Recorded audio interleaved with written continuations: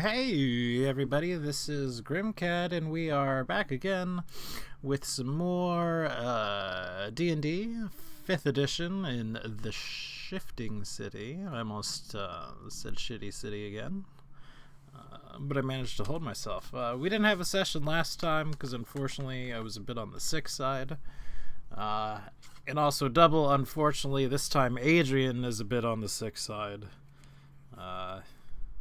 But he's more of a trooper than I am. Apparently he's feeling real rough.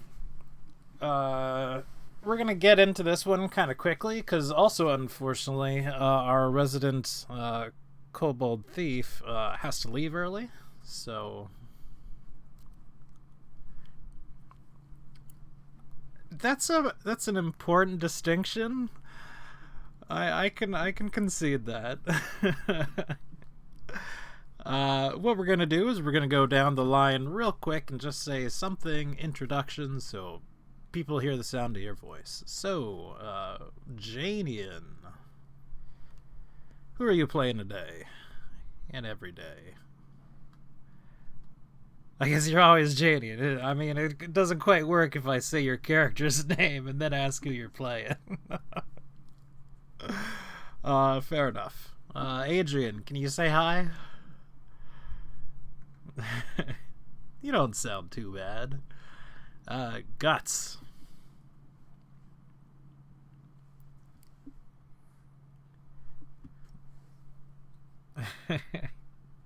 Rick.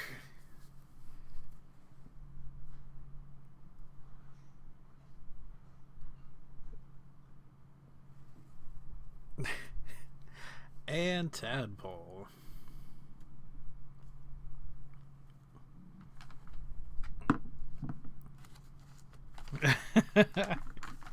You gotta get some more nasal into it. There you go. Alright, so last time a lot of things happened. We're gonna go ahead and recap a little bit. We have taken our bearings. We are most certainly somewhere in the abyss. We've talked a bit to some people. We chatted around with Hambone, who approached us and was suitably freaked out, is the way I have it written in my notes. He approached you asking for protection, basically. He made some comments about how he was slightly miffed, if you will, that you have allied yourselves with the rat folks. He seems perhaps slightly left out. He did offer you some advice on how to get back into the rat folks' good graces. Of course, whether you take it or not, totally up to you. From there, what did you do? You basically went out and decided to do a little bit of scouting. You went with the brothers, Oxmu and Shakufria, and have gone about a day's journey or so outside of the city. You found out that it's covered in sort of this strange undulating ground that's more or less made up of some sort of... well, the closest analog is definitely a bug of some sort. They're edible, although they're not exactly tasty. But hopefully things like food are not going to be much of a concern. As you set up for the first night, you've seen... before that, we've actually seen that the city is starting to get overrun by these very weak demons called Manes. We haven't done a ton of research into it, but Manes are pretty much everywhere. They are the souls of chaotic evil beings that have been sort of materialized into these very wretched creatures. And they're everywhere. They don't really seem to be hostile. Uh, they don't really seem to be conscious of a lot of things, really. They're very curious, but in sort of a mechanical way. They don't seem to take interest in their curiosity. They want to touch everything, but they don't seem to gain any benefit or pleasure from it. They're just going about touching things as if they're programmed to do it almost.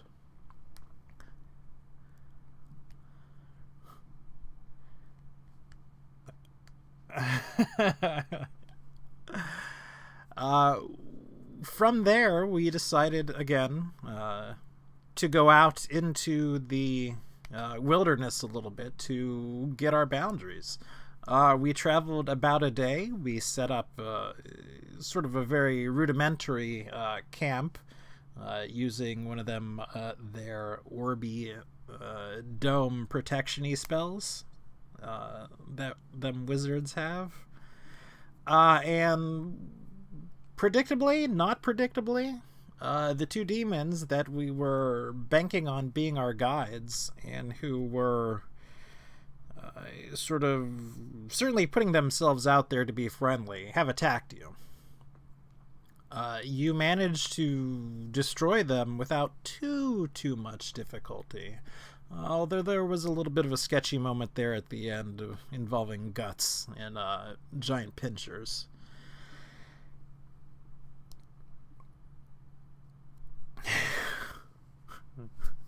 Who indeed?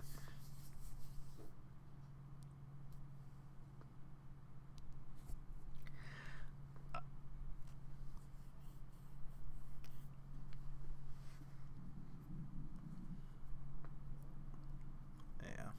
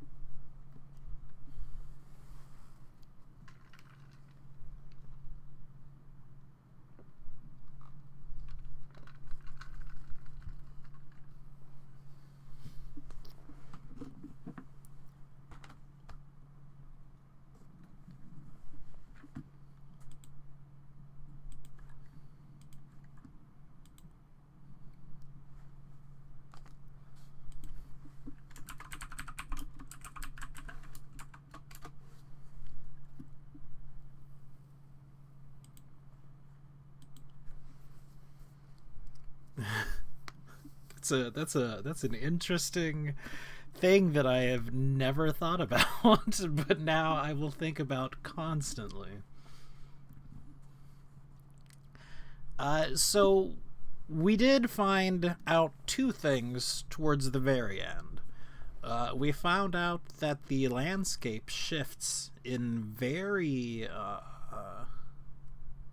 significant ways, very subtly, which means that if it's not something that we happen to be paying attention to or are looking at, we might not necessarily notice it, but it changes in, again, big ways. Entire sections of the countryside move and shift, and now why we're not realizing this, well, we're not entirely sure, because again, it's changing in big ways.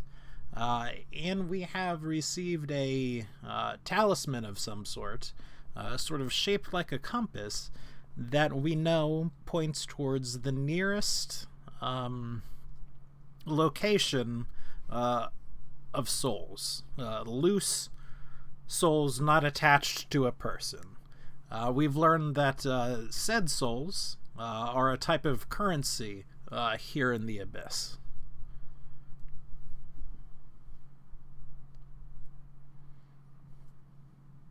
You do. Well, you have one, but it happens to be a very excellent quality demon soul. And so now we're going to pick up pretty much exactly where we left off, which was, I'm not going to switch to the map for it because that was just a combat map, but We are here. It is what is the middle of the night, although it's somewhat hard to tell because it's still this sort of dusky lighting outside. You know, there's no sun or anything like that. There just happens to be this omnipresent duskiness to it. Our guides have been killed, and we're not 100% sure on the way back to the city. We have a very good idea of it, and we have some methods of ascertaining the way back to the city. We have flight and things of that nature. But we also realize that we can't go by our memory of where it is that we walked.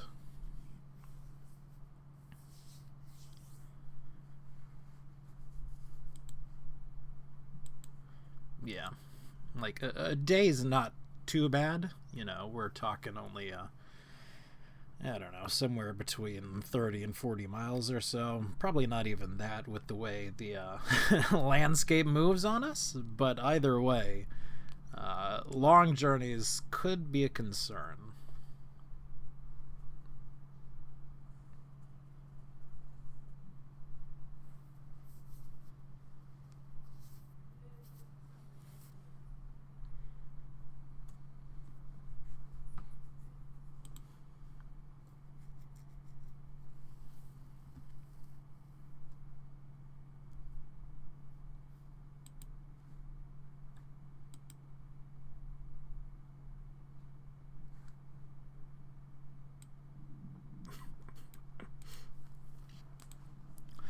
So you take flight. I believe you have a cape that allows you to do that, or something similar.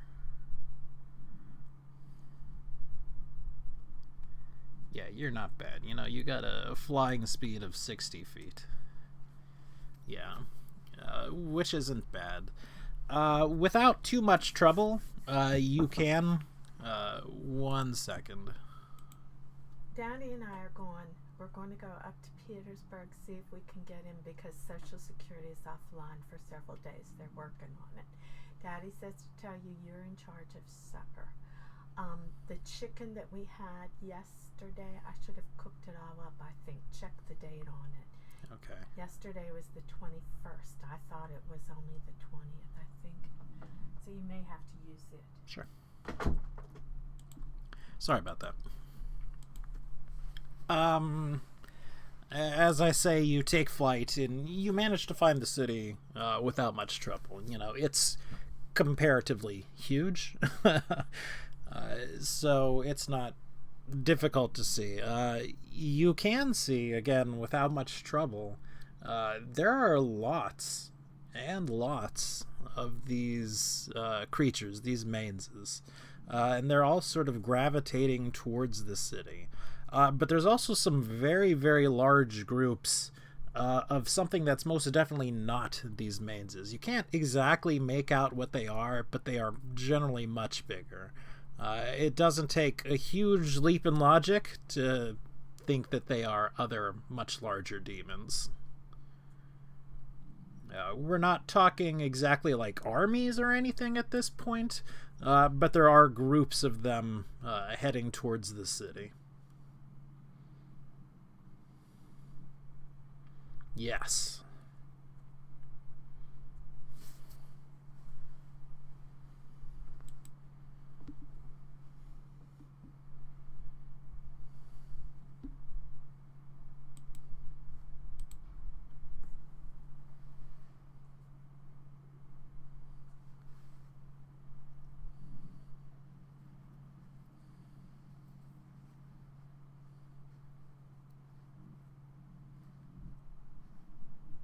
Ah, and one other thing, you did receive a sending from one of Thorgrim the Beholder's guards telling you that you are in danger from the demons and that you need to come and see Thorgrim immediately.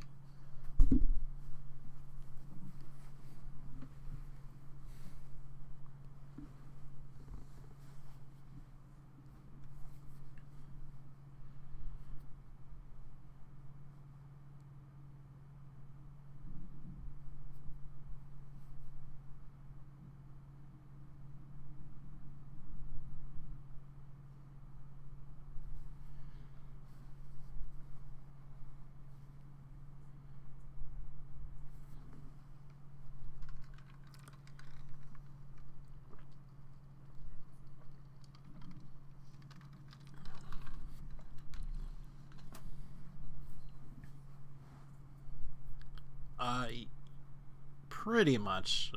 Everybody got through. Yeah, it was like the last shift or so.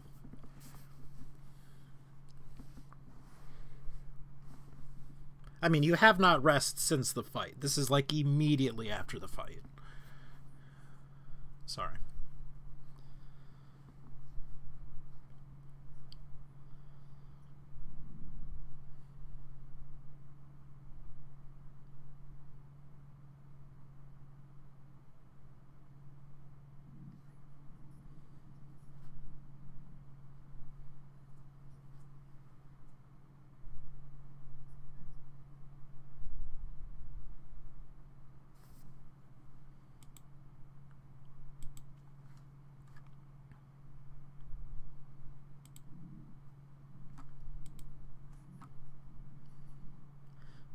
I'm gonna be right back. My Discord connection is terrible.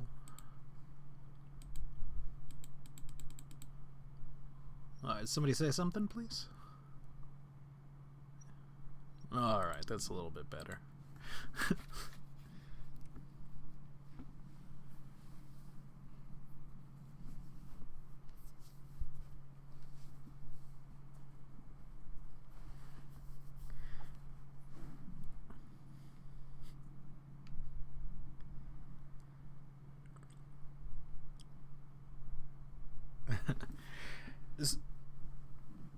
So we've got two sort of theories out at the moment, which is going back to the city and continuing on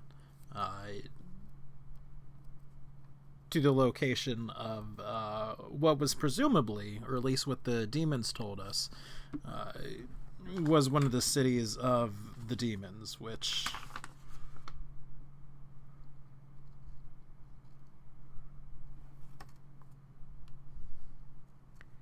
you guys already got the compass, yeah.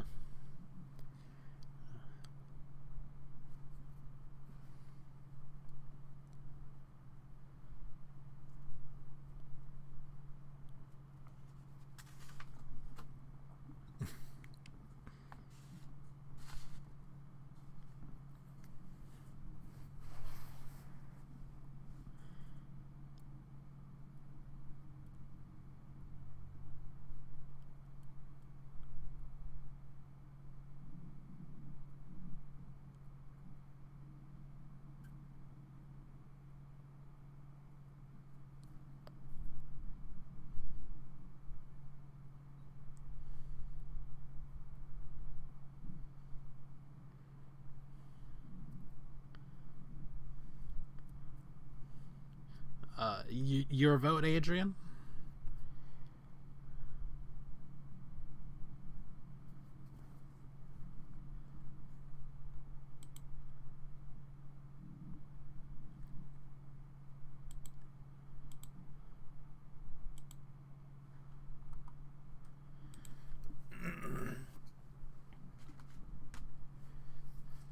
Geese. Geese. Like a bird.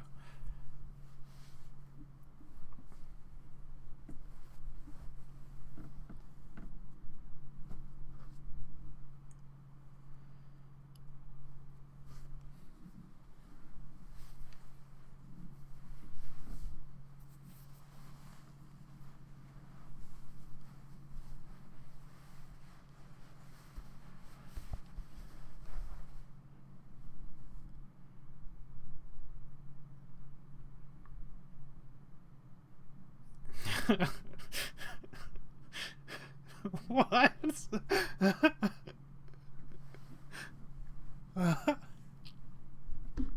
Alright, so that's pretty much, again, majority rule for heading back to the city.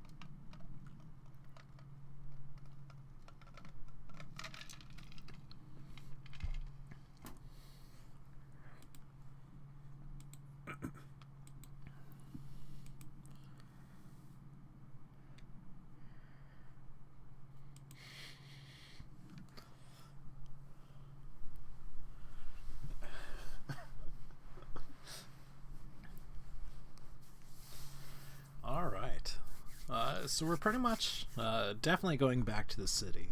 How would we like to go back to the city? Finding our way back to the city, we're close enough that it's not really going to be a problem. We're not going to get lost. We've got so many means of finding where the city is exactly. But the question is that do we wish to sort of quickly go to the city? Do we wish to slowly go to the city, avoiding groups, masking, yada yada yada?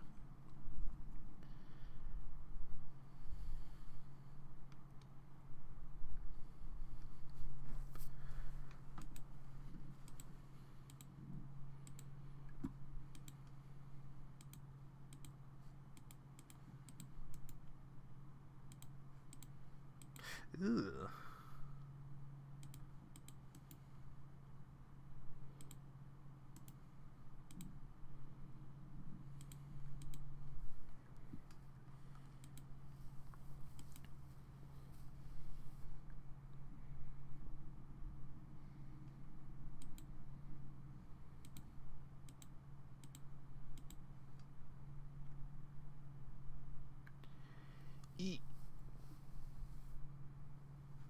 Yeah, you can't exactly. Rick was too far away to make out and exactly what the other demons look like, but you can definitely tell that there's something different about those demons there.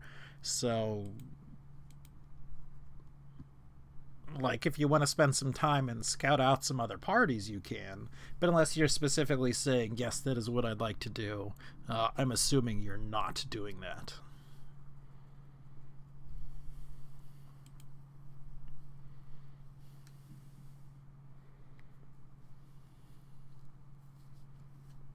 That one's going to be very tough to do.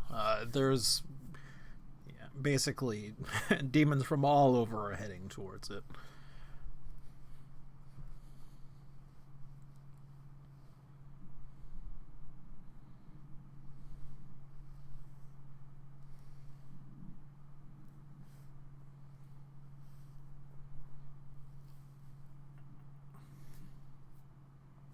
Okay, so all unanimous for the quickly?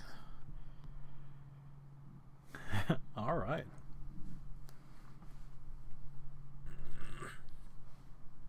I understand. So the vote is pretty much to go to the city quickly. And we managed to do so. There are a lot of the mains about. Like I mentioned, they pretty much swarm over everything. Can I get perception checks from everyone, please?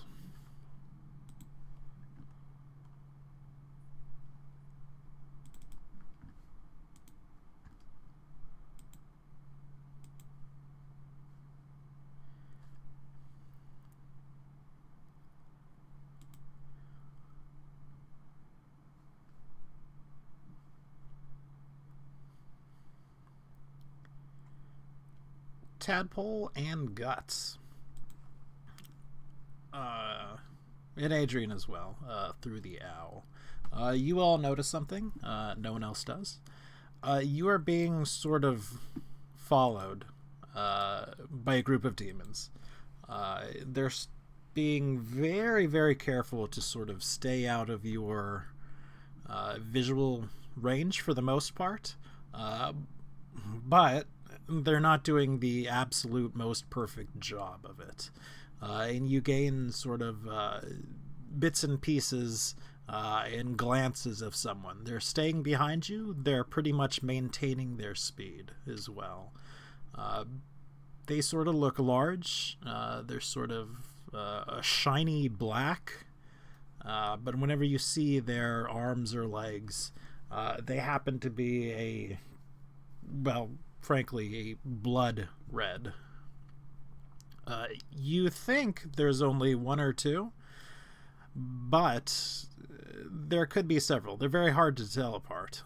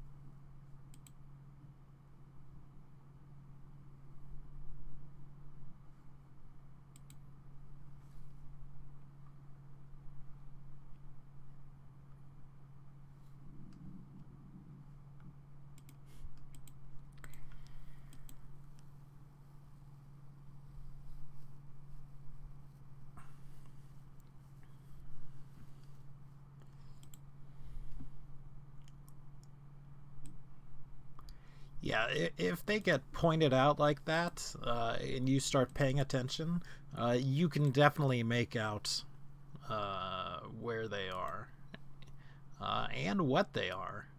Again,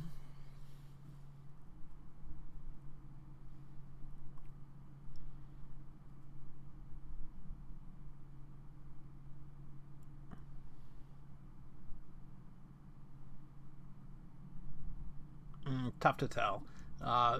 Being pointed out like that definitely came as somewhat of a shock to them. But now that you're looking, and I presume you might take a step closer, so you guys can kind of make out what they look like. And they don't look pleasant. Should be something either popped up or in your folders now.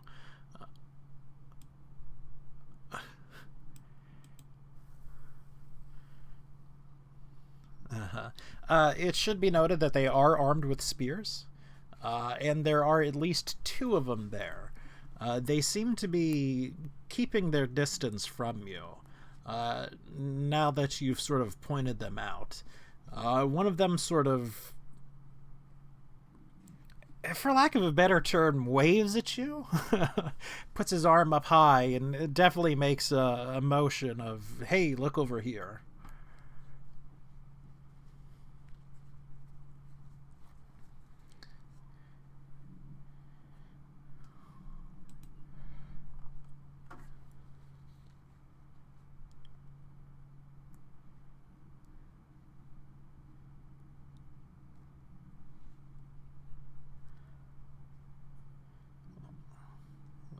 You sure can.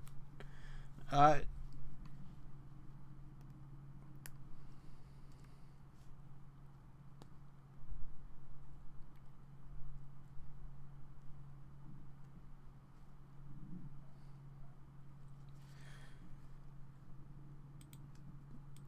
all right. So they're sort of wary of you approaching them, but it doesn't appear like it was an unexpected thing for you to do. They see that you've pulled out something, and so they're definitely a bit wary. They haven't exactly leveled their weapons at you, but they're just a hair's breadth away from doing so. As good.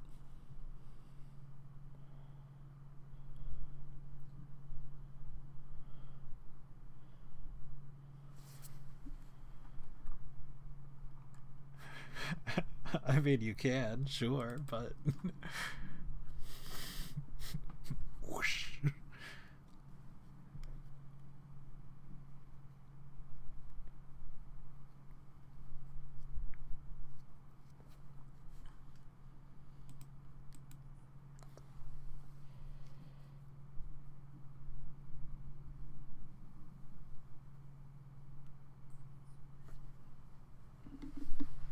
Well, I mean, that's a question of whether Tadpole allows herself to be grabbed. If she allows herself to be grabbed, then no, not at all.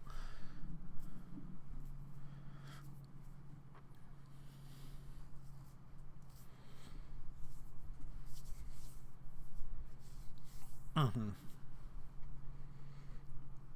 Okay, and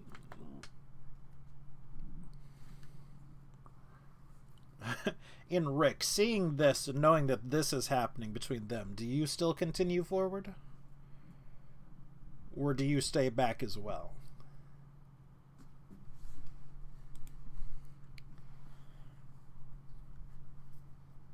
You'll still go. Okay. What kind of night vision, dark vision type deal, low light vision do you have? Because, frankly, I forget.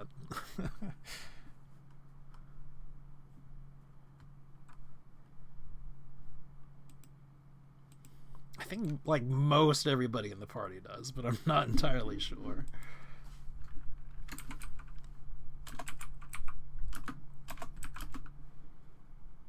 Uh, Low light vision specifically from Rick, because again, I'm pretty sure most people in the party have something, but I don't ever remember what it is.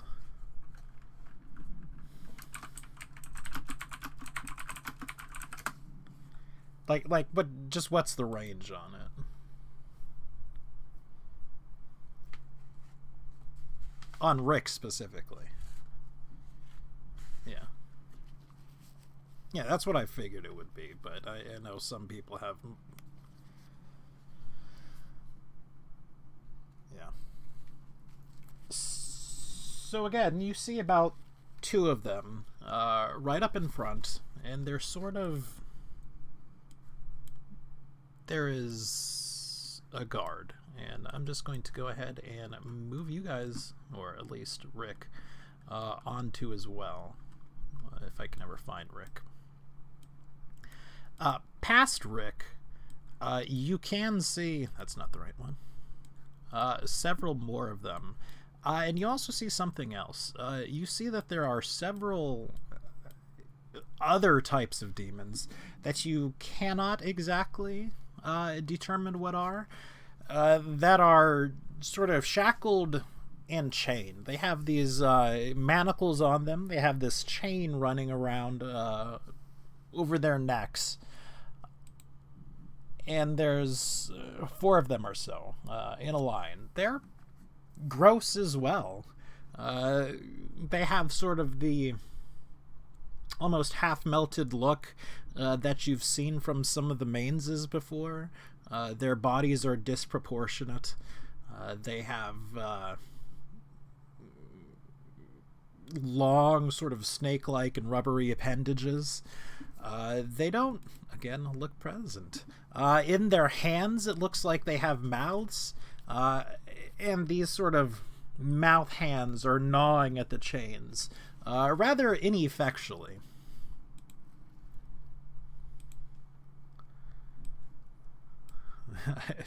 I think he's called Gross Guy in this one, too. I didn't name him as anything else.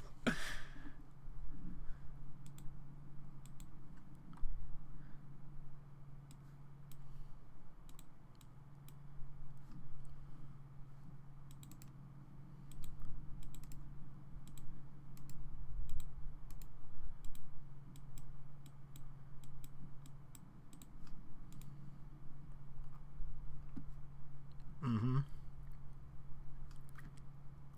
Cycle through them. Oh, give me 1 second, because that is not a thing that I wrote down, even though I should have. But I believe they only speak Abyssal. Yep.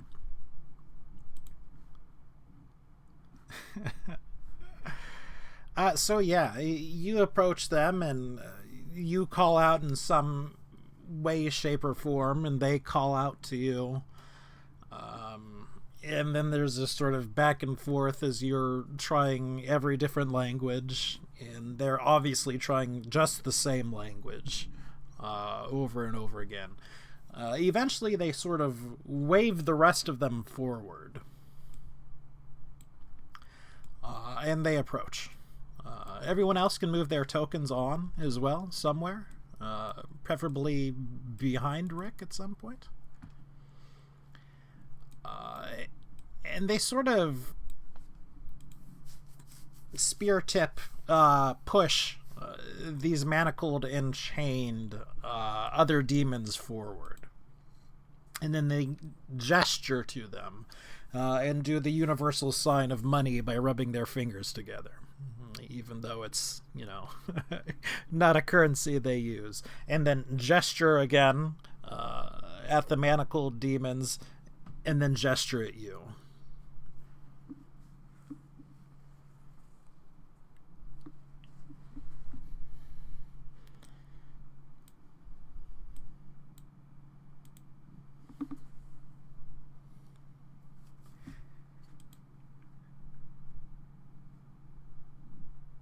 Yes.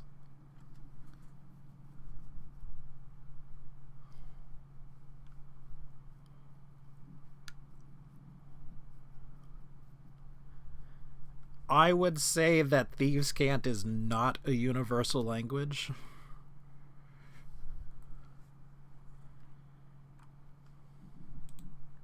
Yeah.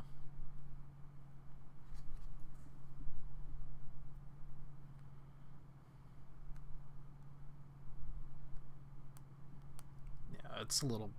Yeah. worries.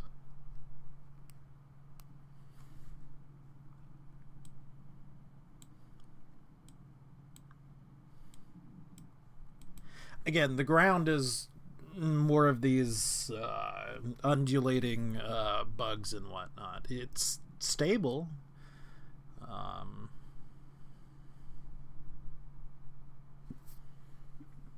No.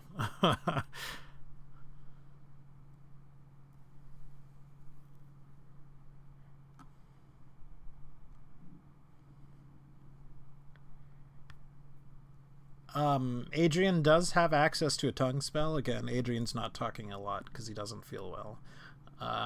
But it looks like he is willing to go and cast tongues upon you.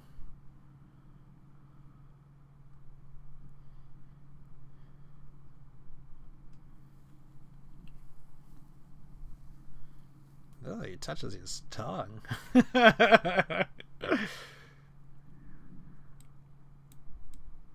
All right, and suddenly you can understand Abyssal. Within clarity, a sudden moment of it, this one at the front is asking if you'll buy the wares. And it's one of those very stereotypical Indian market type things, you know, if you understand. He's like, buy the wares, buy. Very strong, very good slaves. Come on, buy. Why aren't you buying? I don't understand. What are you doing? They're talking very rapidly. Oh, we let them all go. Glad you're talking. 30 souls each. Yeah, it's a very good deal, too. You won't find anything else at this price. 30 souls. Very cheap. You buy? Yes? All 4? Very good. Congratulations.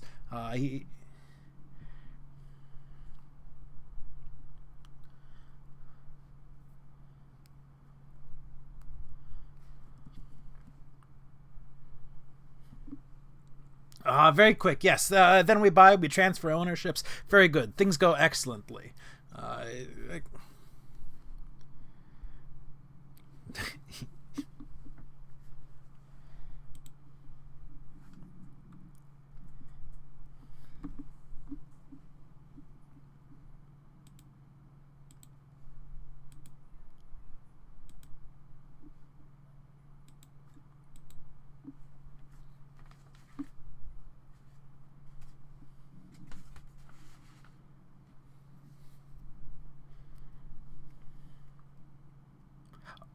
Very strong. They lift things, they push things, they pull things, they fight, and you know, they die. Very, very, very cheap, very easy, very loyal. Only have to stab them a few times a day to keep them very good.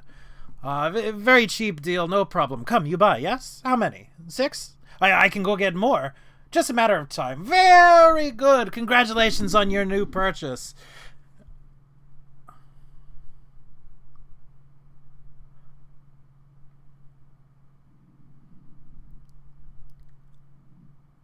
Oh, look, no problem. They take the stabs. They like the stabs. Very nice. And he goes, he turns, and he gives one of the slaves a very good stabbing right in its arm. Who, you know, not surprisingly, howls in pain.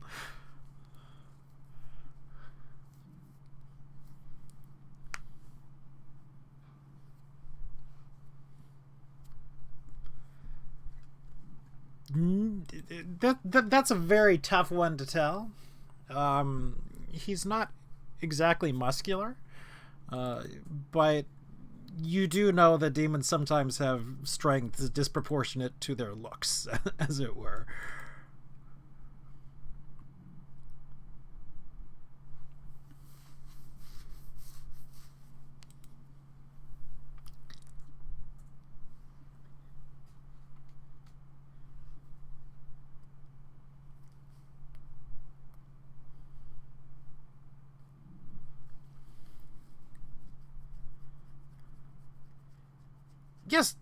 Yes, of course. Not stupid slaves. They answer question. Yes, no. They do all sorts of things. Look, you can make them do tricks. And he sort of stabs one again. And again, it sort of howls in pain, but doesn't really do anything else. Talk to a slave? Yes, after you purchase it, you can have conversations all day long. It will be very fabulous.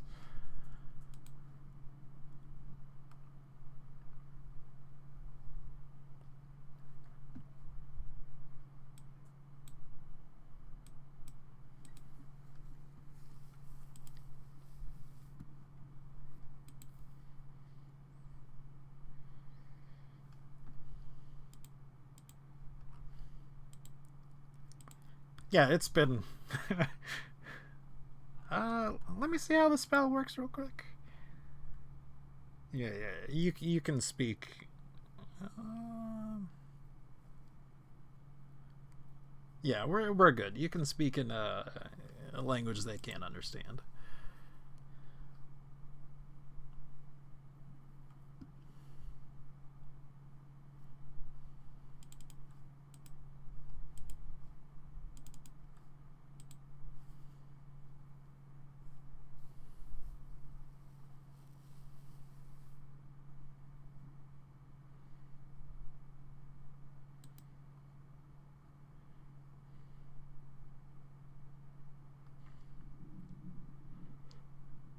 Mm-hmm.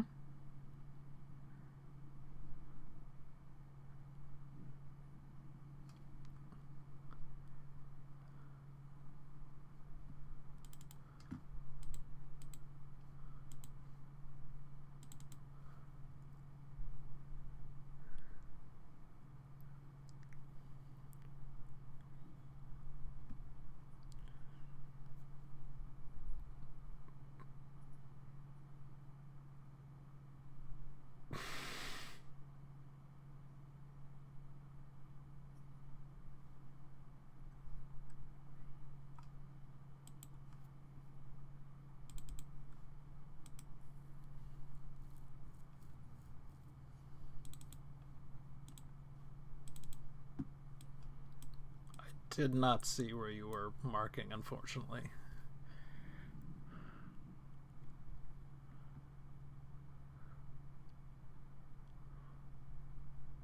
I believe your thorns is a line, though.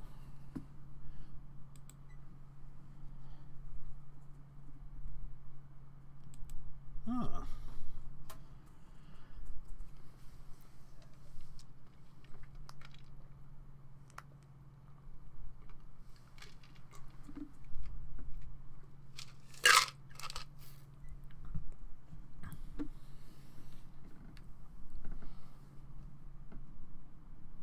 Yeah.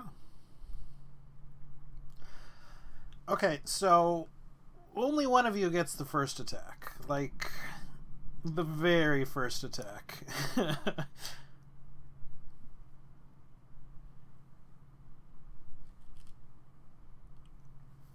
Okay.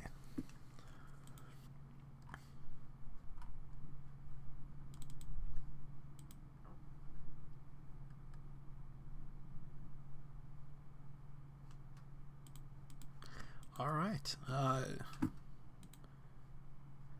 Go ahead and make your surprise attack.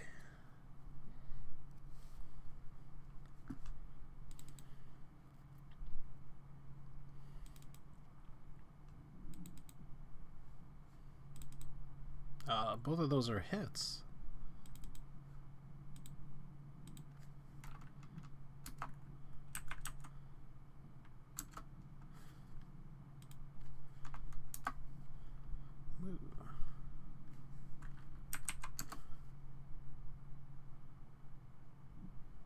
Yes.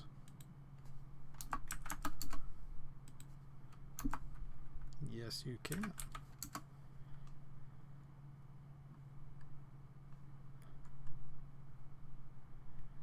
Yeah. He turns his back. You strike him twice, very quickly. He does not drop. He whirls about in a rage, and it looks like he says something, and he Bissell, which I guess you do understand. He sort of shouts to his companions, "It's starting early! Release them!" And everyone else sort of ready their weapons. It looks like they were getting ready to attack you as well. So,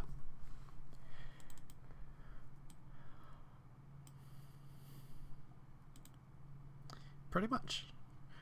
So if you have not, please roll initiative.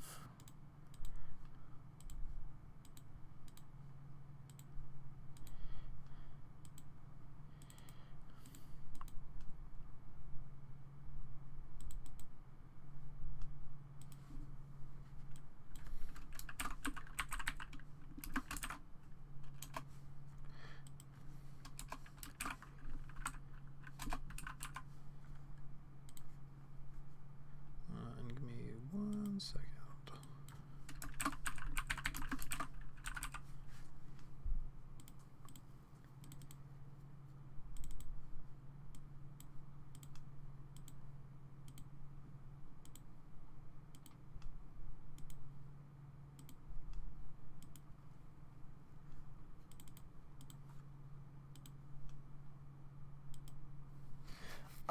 And unfortunately, you have to give me about 30 seconds to refill my coffee and use the restroom. I'll be right back.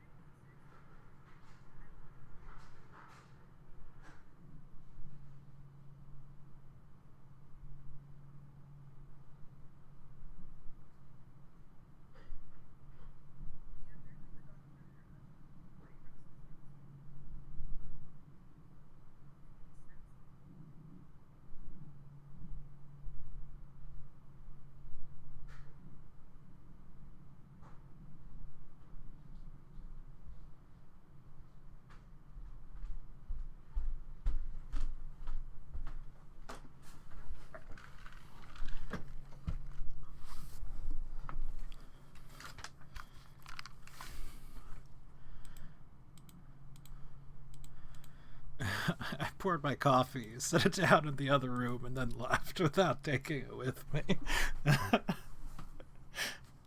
So I had to go back for it.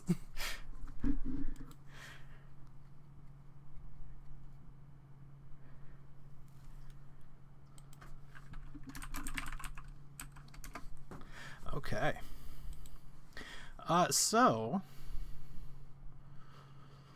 it is the one in the back's turn very first. What he does is he casts Heat Metal on your weapon, Rick.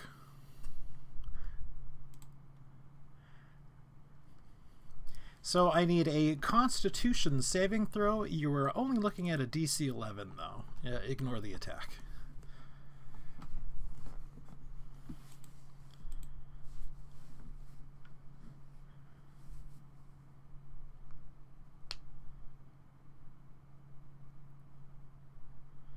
Rick might not be back. That was my fault. I did not ask if everybody else was back. I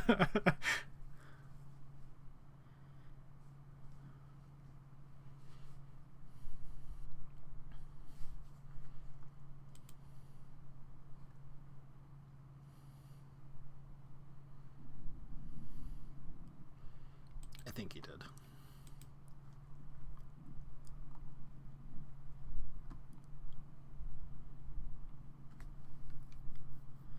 this is a great time to go ahead and give a quick shout out to everyone who is watching. Thank you very much. I appreciate you all for coming out. I went and pinged one of my gaming channels, and a couple of people have joined us. So thank you all for being here. I appreciate it.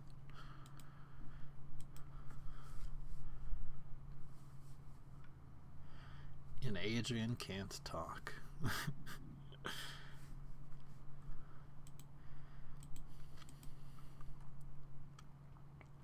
Are you just like cold sick, or are you like flu, throwing up, muscle pain, all that kind of jazz sick?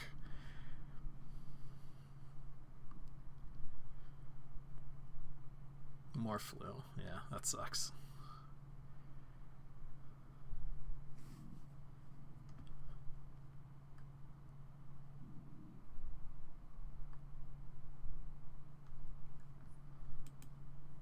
Yeah, understood.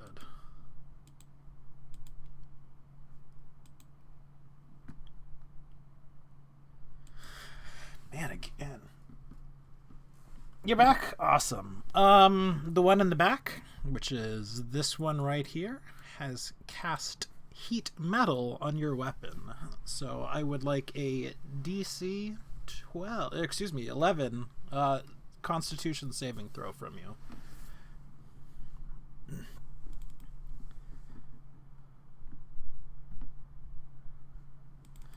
Which I don't think I swore I wrote out the spell description.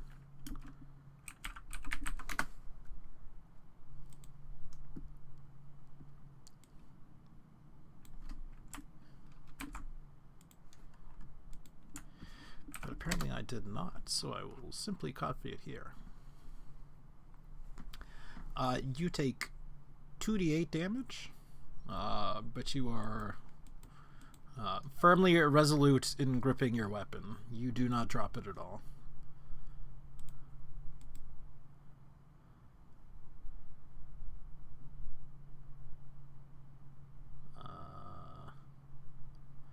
Don't know why you took it twice. Oh, right, because it's an attack and it thinks it's a critical.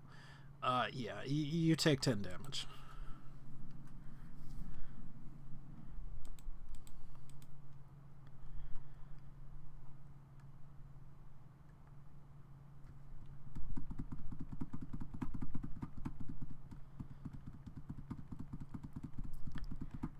For the sake of simplicity, we're going to say yes. You know, an argument could probably be made either case. It's pure fire or damage radiating, blah, blah, blah, blah, blah, blah.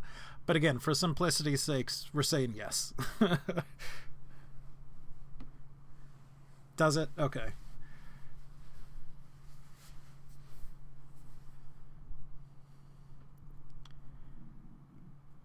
Half to 5, and then half again for resistance. Yes, rounded down to 2.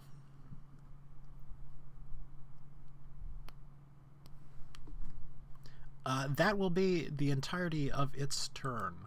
Rick, you actually managed to recover from your sneak attack rather quickly. And go again.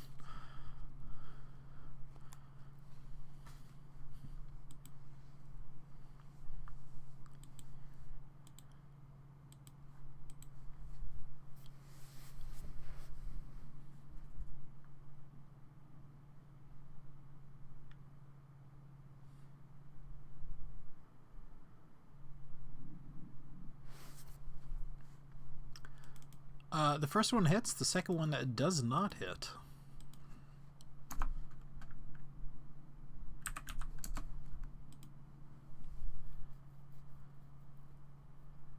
You can, if you would like to. Would you? That does, however, drop it.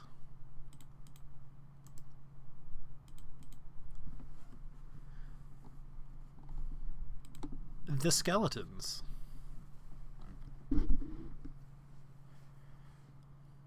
Of course, you most certainly can. And if you would like to drop it in a flamboyant and descriptive way, you can go ahead and describe said way.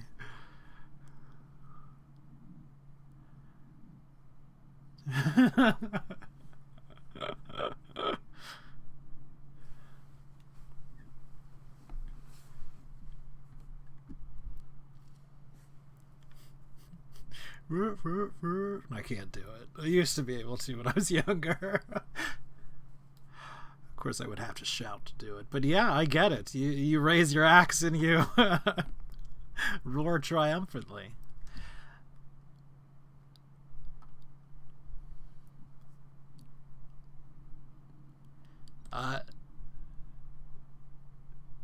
The gross guys do nothing. Tadpole, it's over to your turn.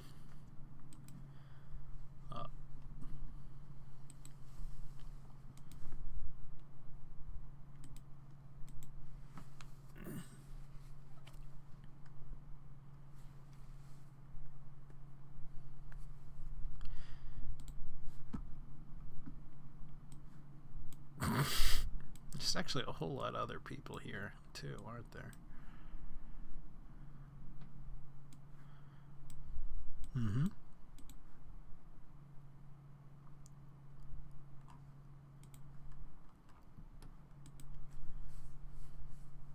Mm-hmm.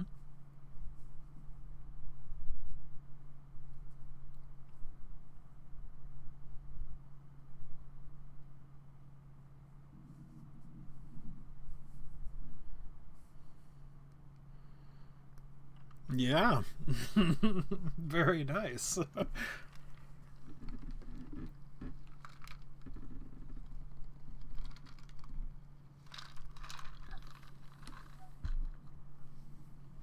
I understand. Have a good one. Well, they'll try. Would anyone in particular like to control Tadpole? Adrian did it last time, and I think Adrian still has access, but I understand Adrian isn't feeling well today, so...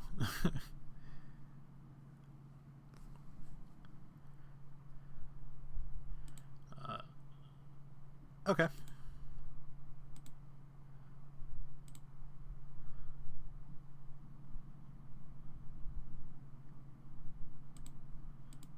Alright, so you should now have control over them, but you may not have control over the token. So you might have to pull another token over. Or I could just, I suppose, give you control, which would probably be easier. Yep. You should be able to control it now.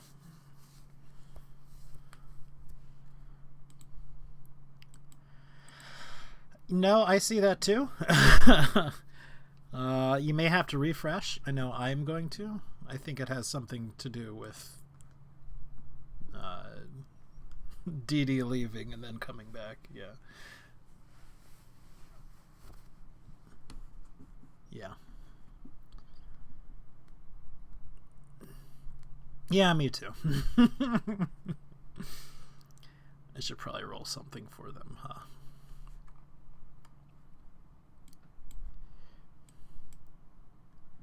Here, they're staggered, only so you can see their names.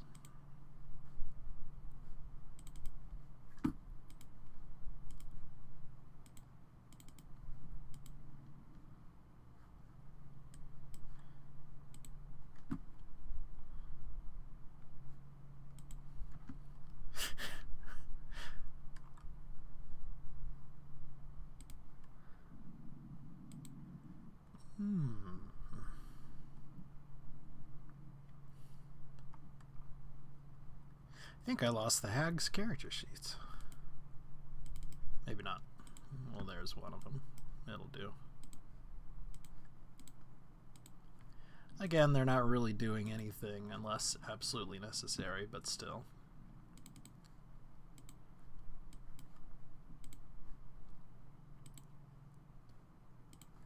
Alright, so again, Tadpole's action.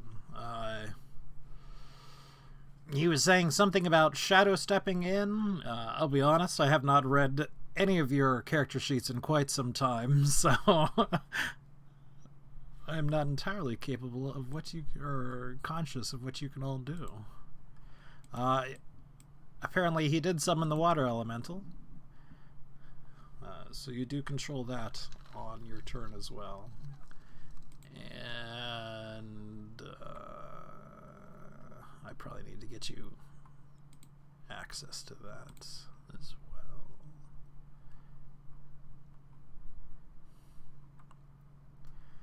well.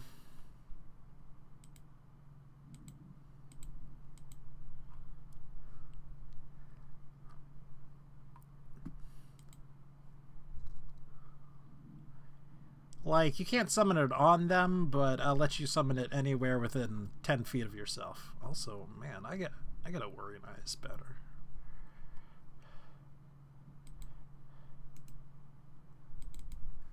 Yeah, I don't have a problem with that. Okay, and now you should also have access to the water elemental sheet. It may be hidden somewhere else, however. Okay.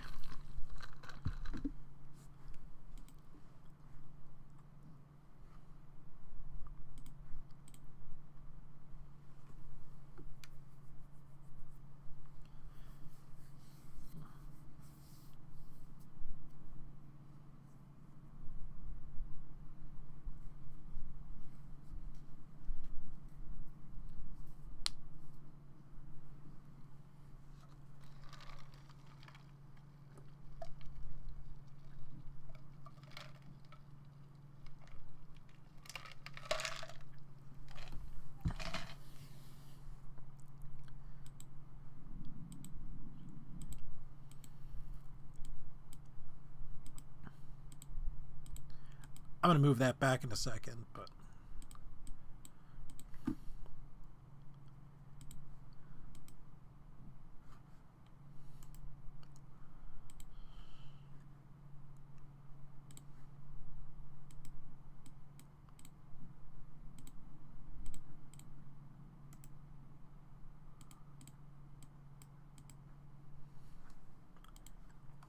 Mm-hmm.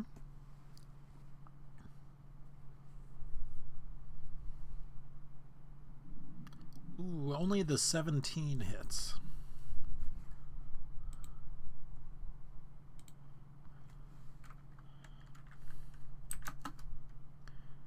Okay, well then, yes, that does hit as well.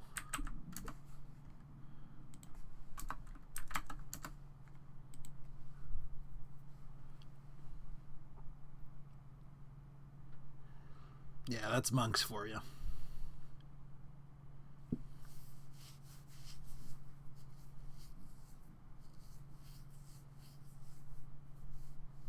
Yes.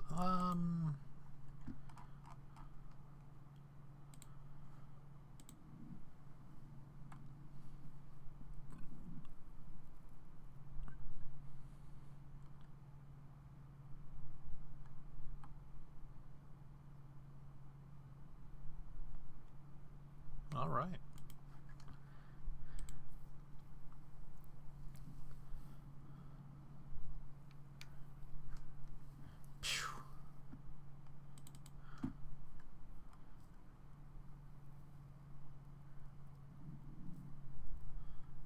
Yeah.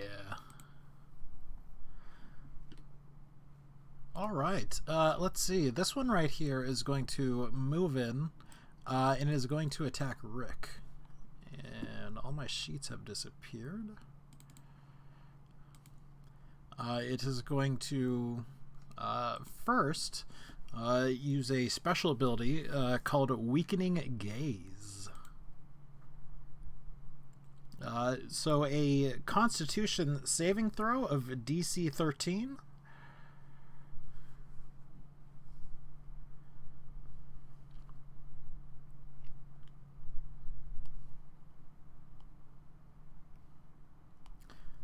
That makes it. And it is going to jab you with its spear twice.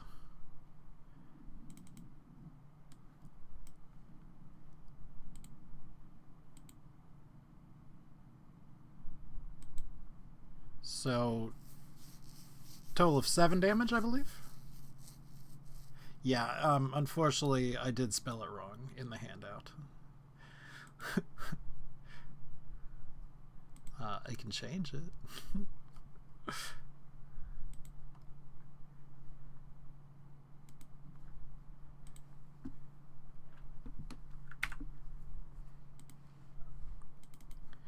All right. The next Grossman is going to do nothing. This one, however, is going to command the Grossman to attack. That will be the entirety of its turn. It is now Janian's turn.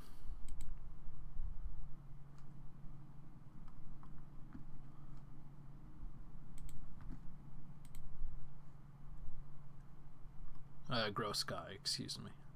Not Grossman. That's a name. Well, you know. Sure.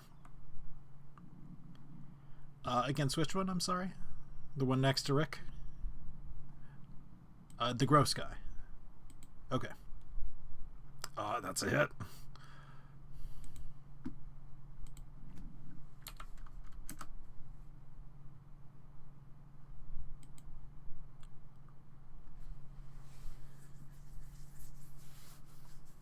Okay. Including it. Okay.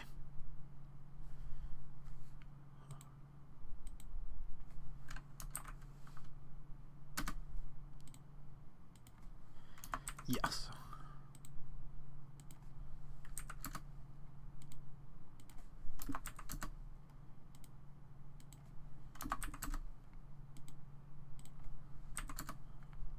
Mm-hmm.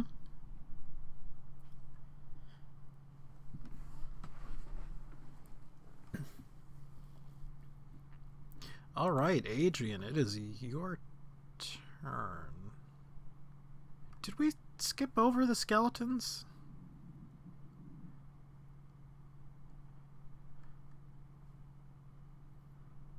That's right. I forget that he's got a command and then they... Yeah. Against whom, Adrian? All right. Looks good.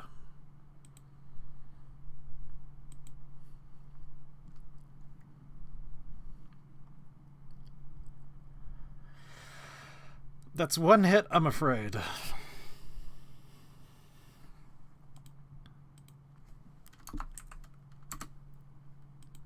All right, and as is becoming somewhat of a theme for these demonic entities that we have been fighting, your non-magical weapons, they don't do as much as it looks like they should be doing. In addition to the just flat-out missing and the bouncing off of its sort of armored hide, the one shot that does manage to land certainly doesn't look like it does as much damage as it should be doing.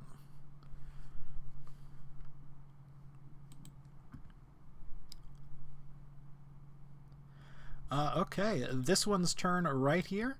It will cast Heat Metal on you, Janian, targeting your armor. It is a DC 11 saving throw. Excuse me, Constitution. And again, I didn't save it.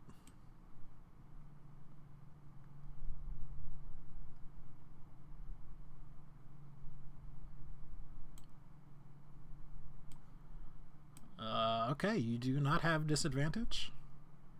But it does get you for a big old 14. Yes.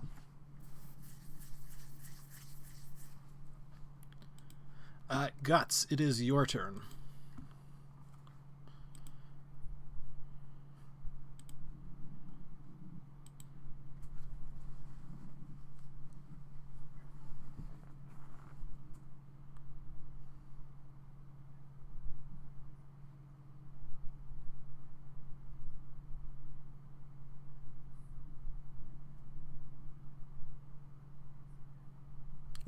Would you like to retarget it now that they've been commanded to attack as well?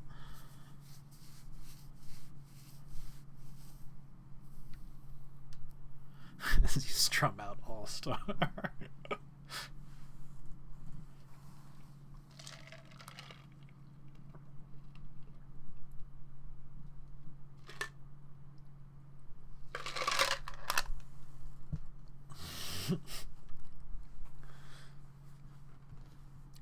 I was thinking that exact same thing at the Klaus's funeral. So silly. Yes, we also forgot your dragon.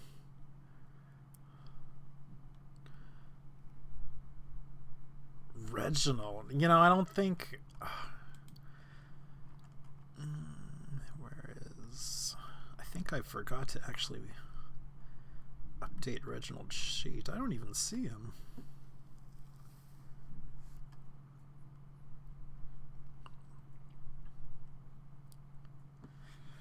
Where the heck is he?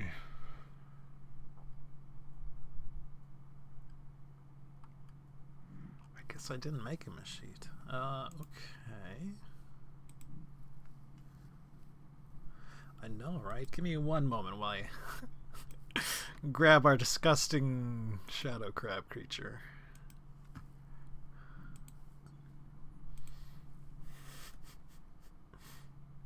He's just chilling in the back, too.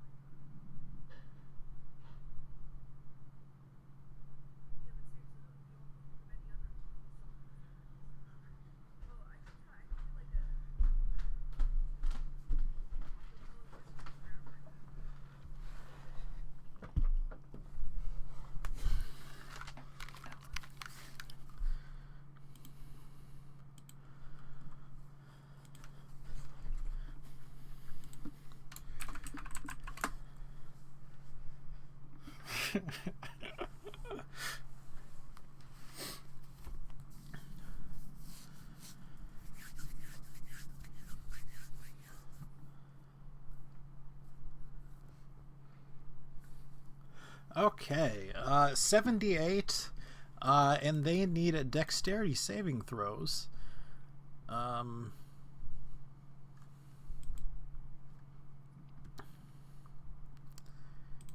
Yes, your spellcasting modifier.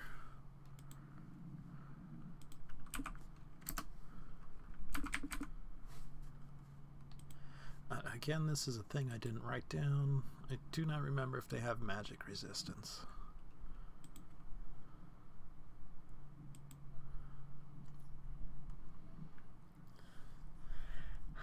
Did I? Did you actually sing? Oh, that's a shame. I did miss it. Always.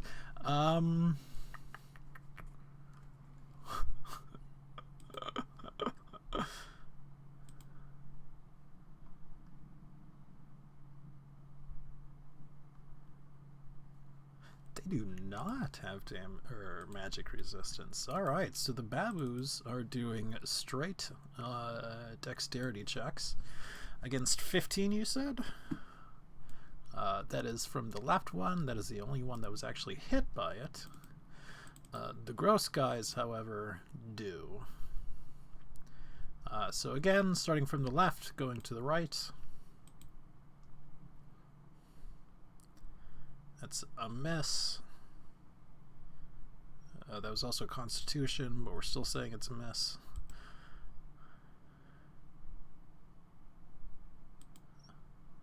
That's a save. That's a save. That's a save. Alright, how much damage do you do? 78 slashing.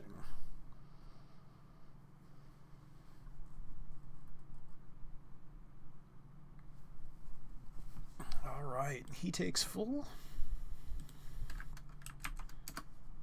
He takes full. He takes half.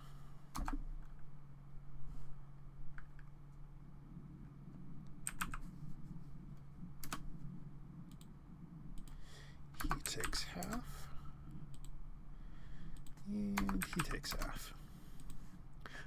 The owl. Will he be getting in anyone's face today?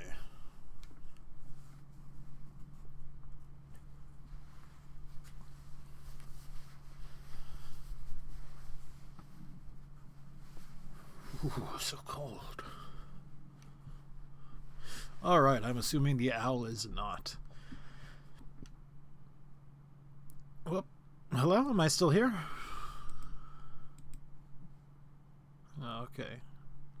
I got a message saying my connection got interrupted. Yes, Hoot Hoot the owl. Is he getting in anyone's face?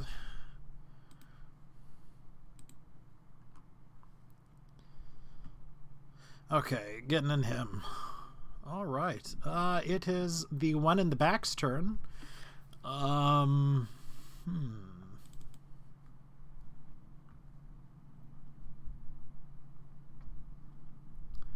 He will weakening gaze Janian, and he will move up to attack the water elemental. So a DC 13 Constitution saving throw, please, Janian.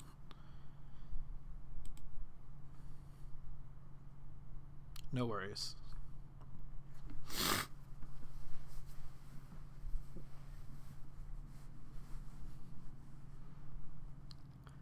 And 2 attacks against the water elemental. That's definitely a save, and presumably 1 hit on the water elemental for what would be 6 piercing damage, but man, who knows what it's going to be. I don't remember if they have resistance or not. Rick, your turn.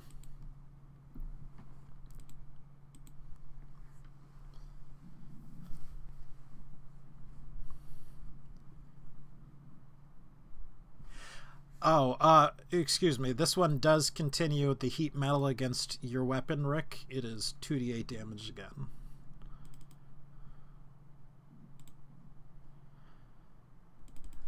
Let me reread, but I believe once you make it once, you're good.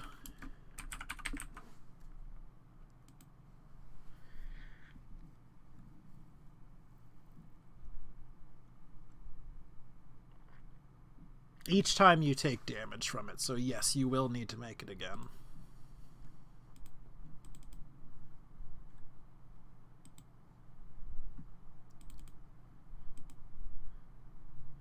No, again, ignore the attacking part of it. That's just because how I have my thing written up.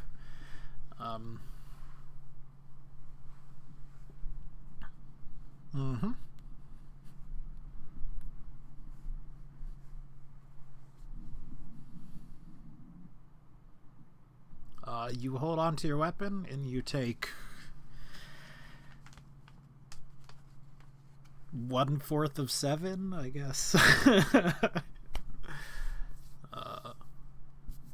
guess a single point of damage from it.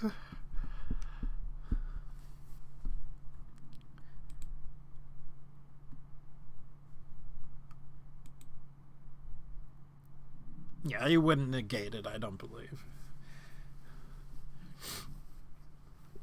Alright, and Rick, it is your turn, however.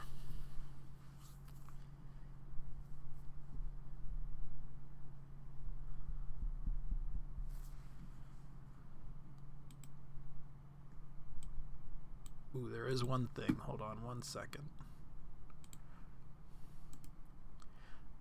I mean, you can go ahead and attack, but I have to.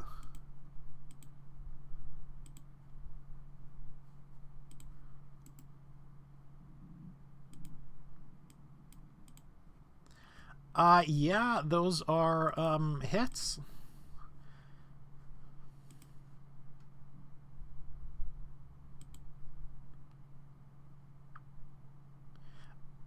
No, you do have advantage because of the owl getting in the dude man's face, so 16 is a hit.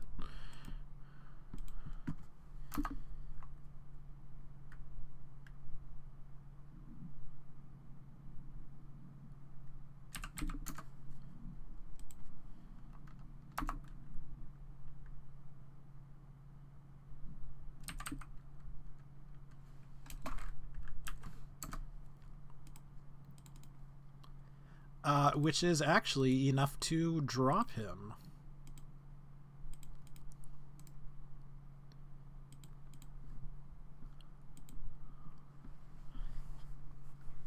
Well, he's dropped. The skeletons.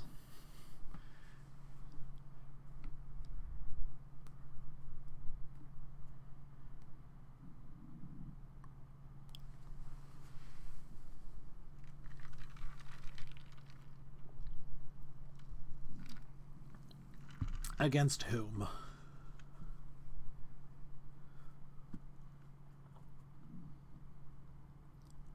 Yes, that is one hit. All right.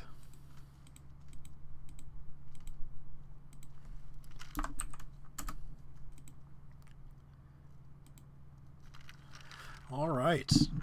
This first slave sort of lumbers forward and attacks you, Rick. It should be noted that they are all still chained together. So they kind of move together. It attacks you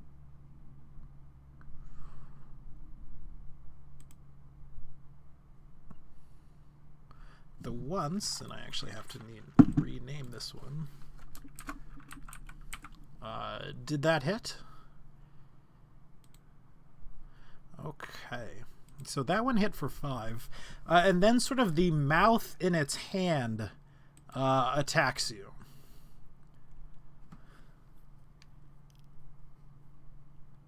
Yes.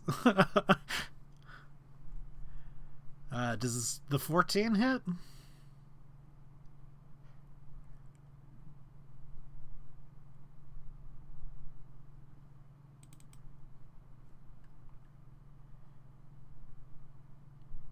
Rick. And then it does not hit. So you take slashing. You take half of that.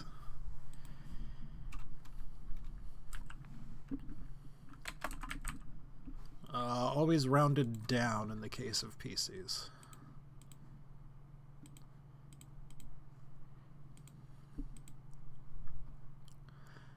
Sue will stand around and do nothing. This one will move forward 1 and attack the water elemental.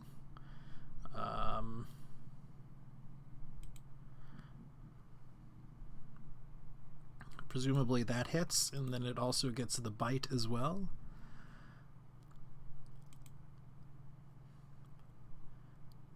Does the bite hit or does the bite miss? Okay, 4, 8, and it might have resistance as well. I'm not entirely sure.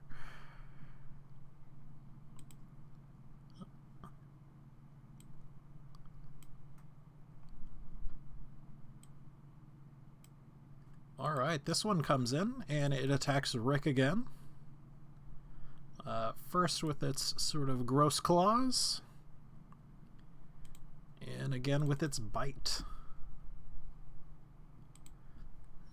The Gross Claws hit for half of 17. Which is a number I have all the time, so I know exactly what that is. Yes, 8. Tadpole's turn.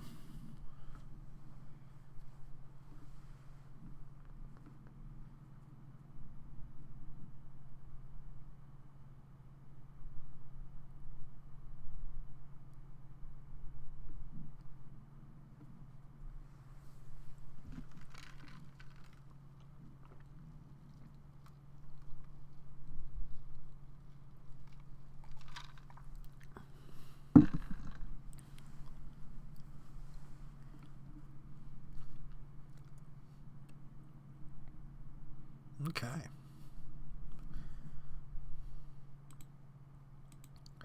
I'm going to add a boop to you.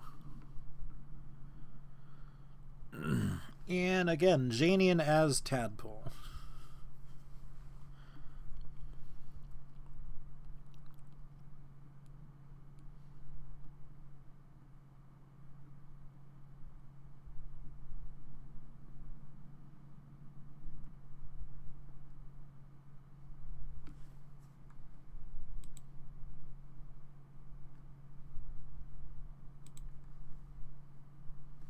Mm-hmm.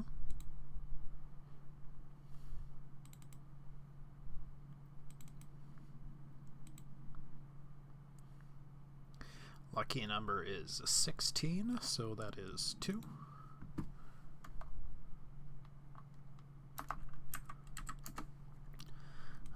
Monk's Punch and Kick as magical. It is certainly bloodied.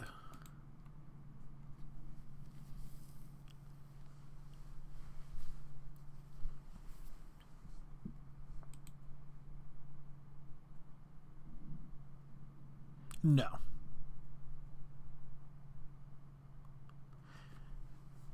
No, so you can just pick a target and go from there.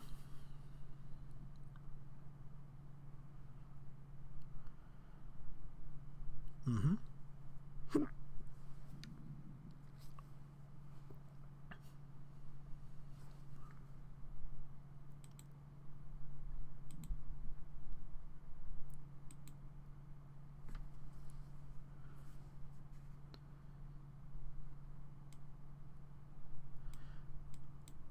Alright, we will do the Babu first. Strength, DC 15. That's a big fail. And the Gross Guy second. Strength, DC 15. That's a fail as well.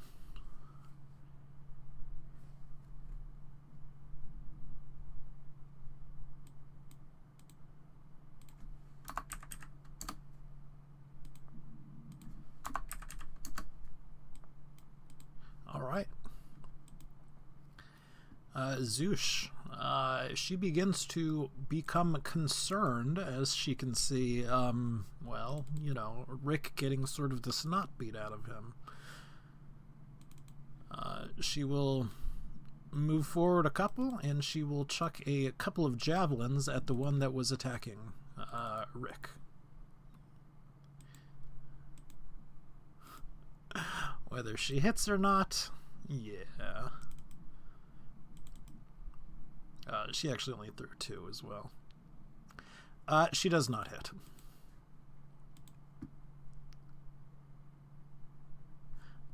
This one will move forward and will attack the water elemental as well. Spear and spear.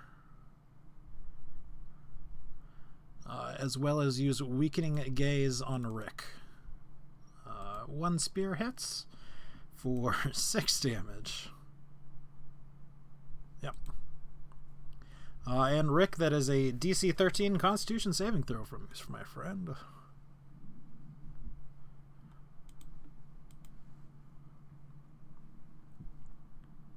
Which you make handily.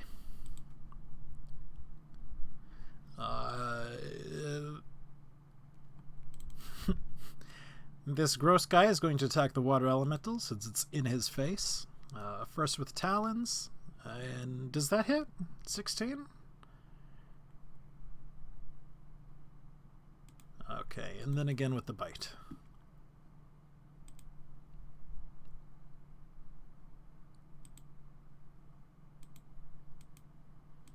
All right.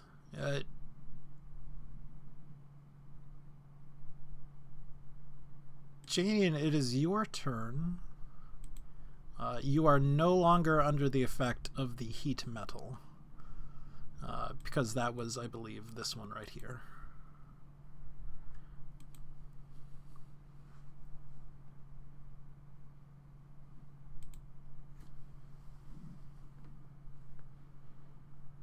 Mm-hmm.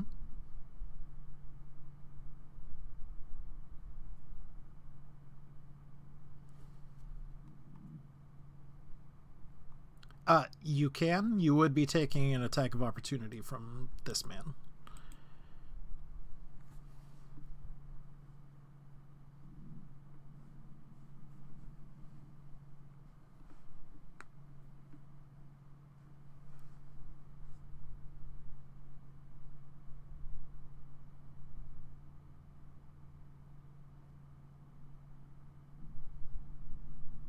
Mm-hmm.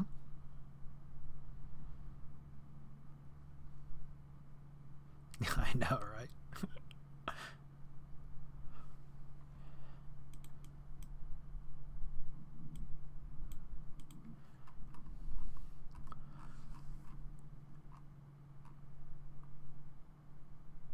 There's actually a wall of thorns there, which I have been forgetting about.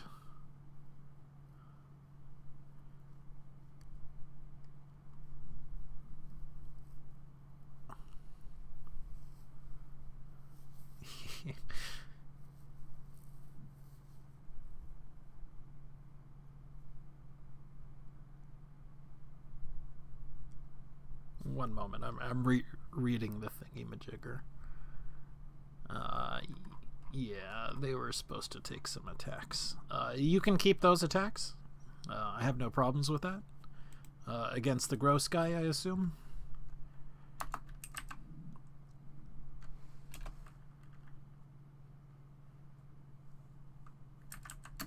Ooh, not 119.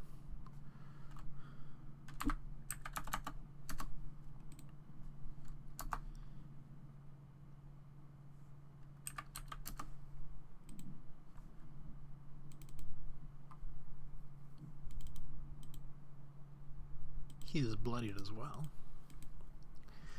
And then I need to roll some things for these gross guys and whatnot, which I forgot to do before, so I'll tack it on now. The Babu, starting from the left, against a 15, it fails. Against the Babu on the right, it succeeds, and against the gross guy in the middle,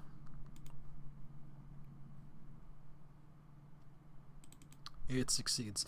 So Guts, roll me another... What is it? I forget already. 78, please.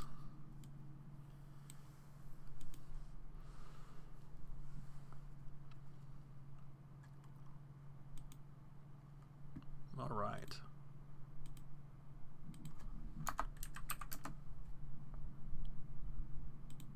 This one actually died on the end of its turn. Because it was fighting inside it.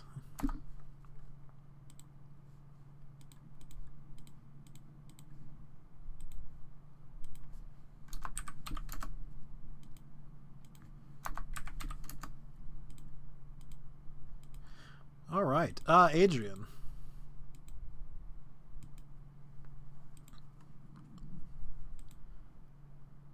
Rick is injured. Rick is bloodied at this point.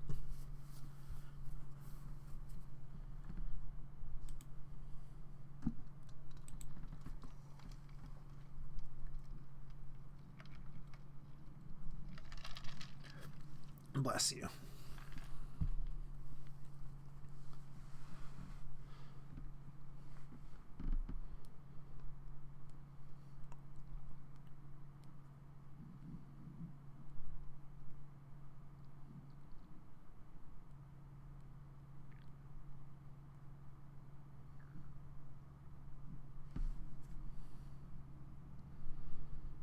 I am not sure who or what that was. Okay,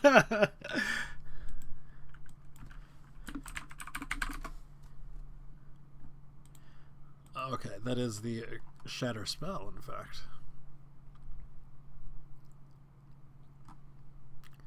Okay, against whom?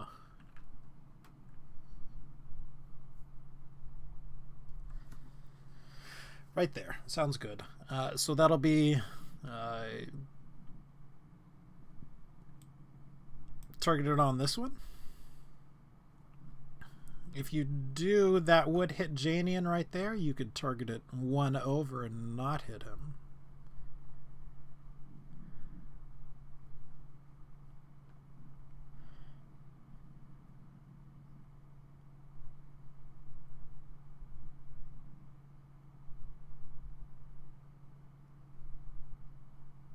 Oh my gosh, I'll be back in just a second.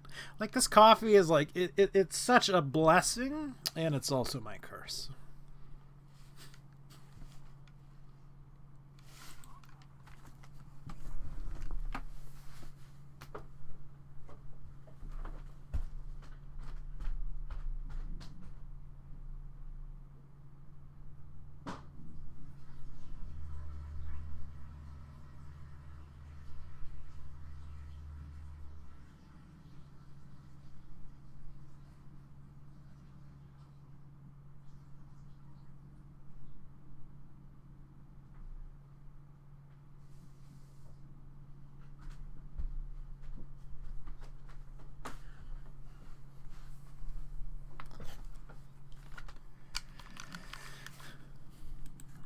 I mean, when I think about it, it's only because I literally drink like 10 cups in the course of an hour and a half, but still.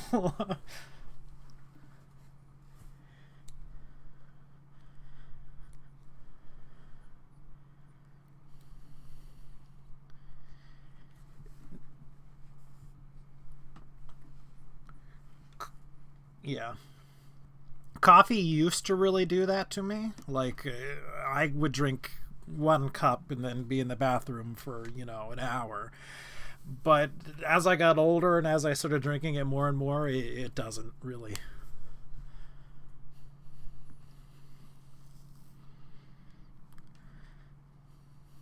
Okay, I'm gonna move him out of the way. Yeah, I understand.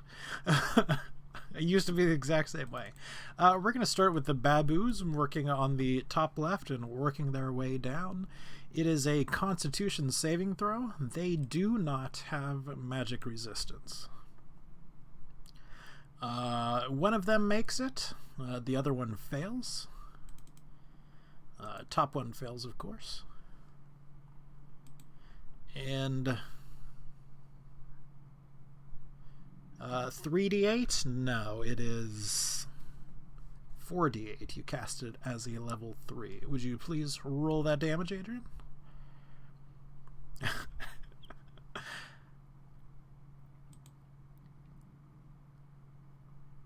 Oh, you already rolled it? Yeah, so it was. Okay.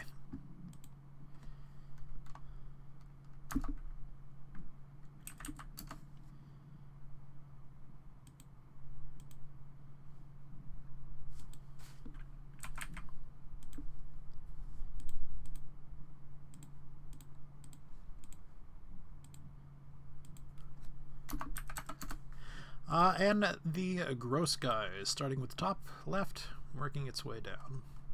They do have magic resistance. So 1, 2, 3, and 4. And they all make it, taking 10 damage. Because we round up in the case of the bad guys.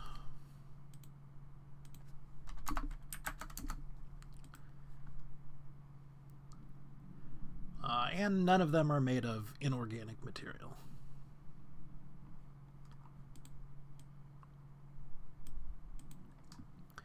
Alright, it is this dead guy's turn. He will proceed to remain dead. It is Guts' turn.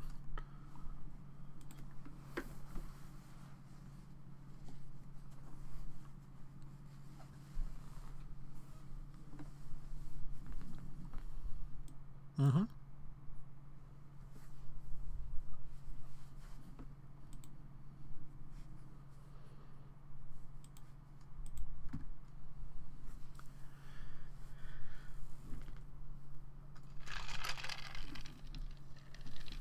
You roll it.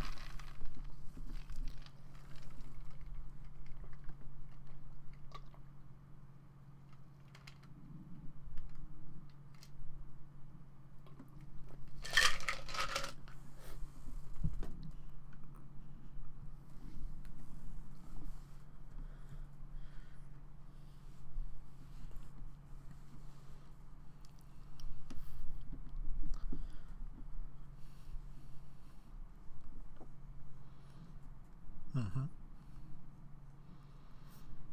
Okay.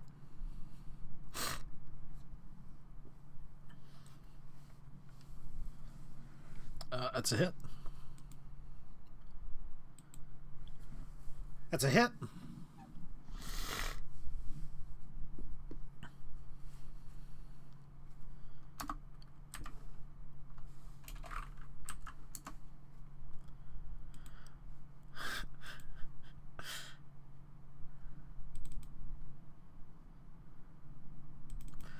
This one is exactly bloodied. Cheeky Sadie will offer you some words of encouragement on your fantastic spell cast and your subsequent hit with a crossbow. Good job, Guts.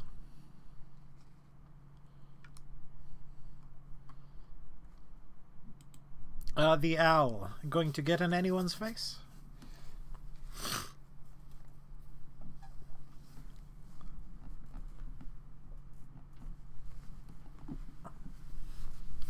I have to wrap back up in my blanket. I don't know if you guys heard. We were talking before. It was like 21 here this morning. It's freezing. Like literally freezing.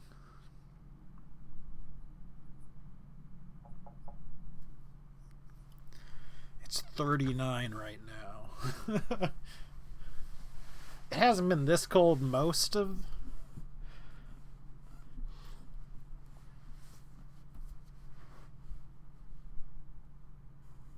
Yeah, well, I mean, like I was telling Janie, and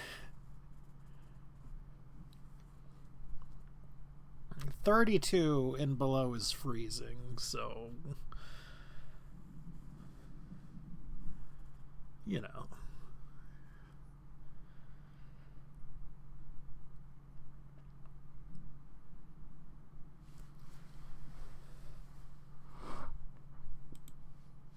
That sounds miserable. Proper measure.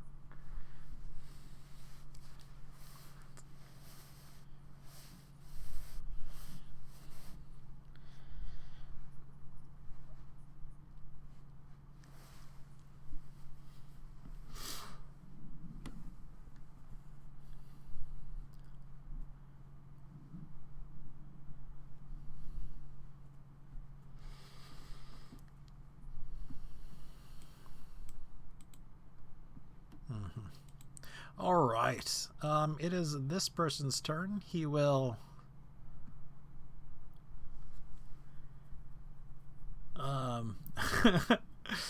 Well, first of all, I think he gets whelmed by the elemental, right?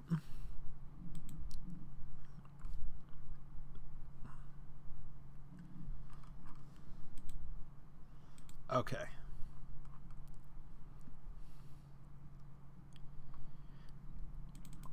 It will attempt to escape. It will fail.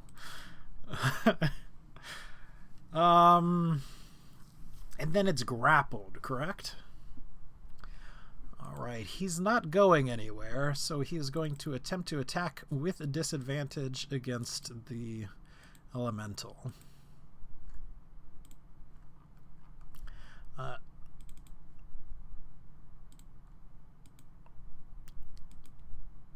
right, for a whopping 3. Yeah. Rick, your turn.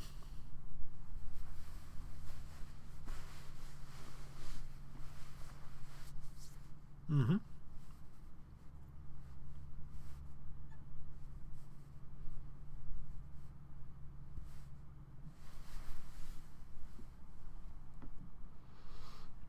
That is a miss and a...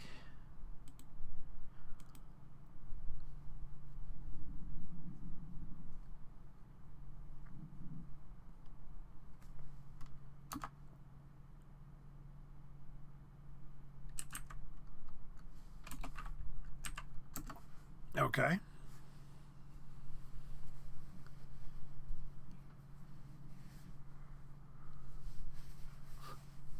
No, re-roll it.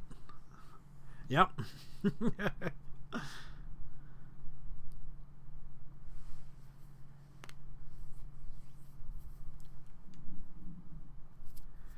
you go.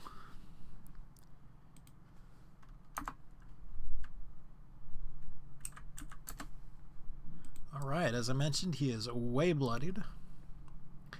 These skeletons.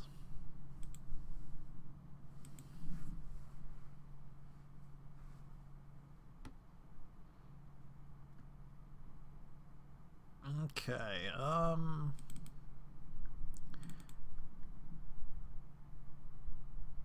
that is 3.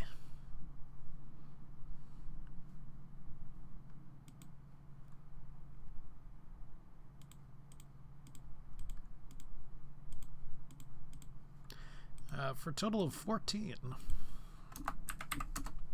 Which is enough to drop it.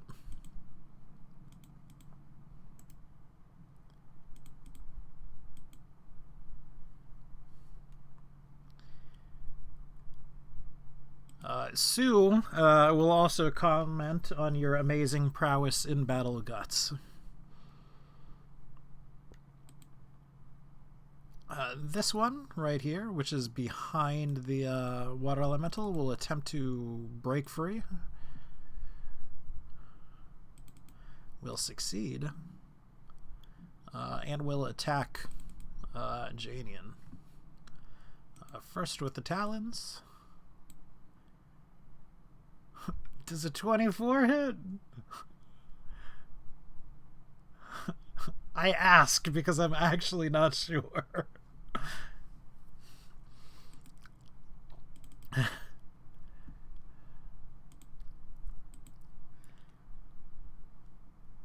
Okay, so 14.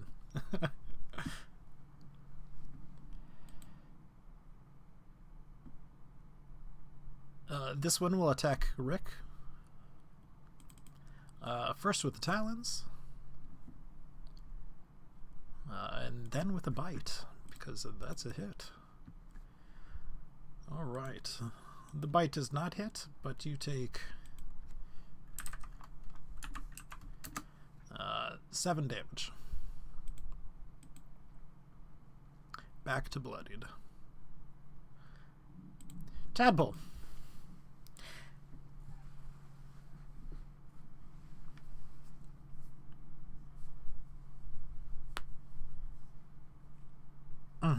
Which is the one gross guy. Excuse me, it's not the gross guy, it's the other one. Alright.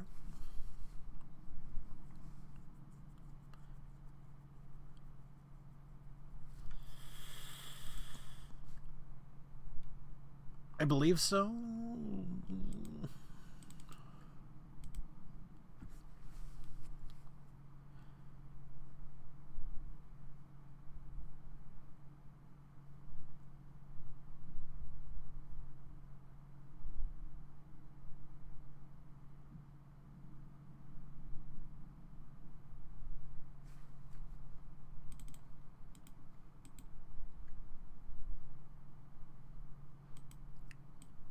Those are both hits.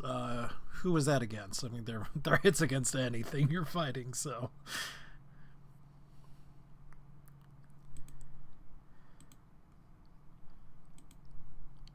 Okay. Alright, and hits for how much?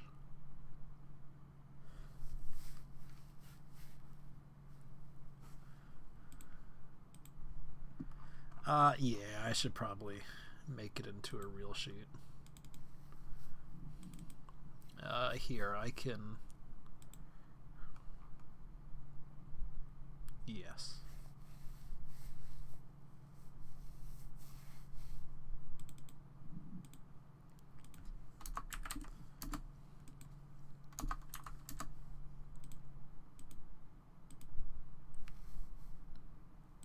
No, the circle is not a constant effect.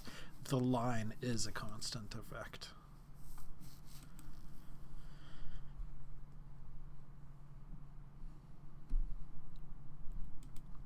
At advantage.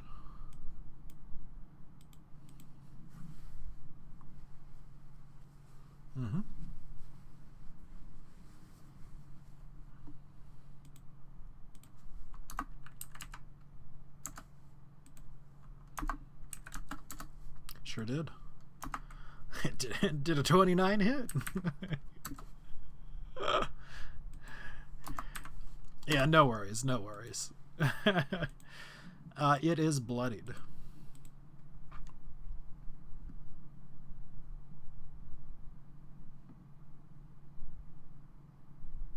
That's what Tadpole will do.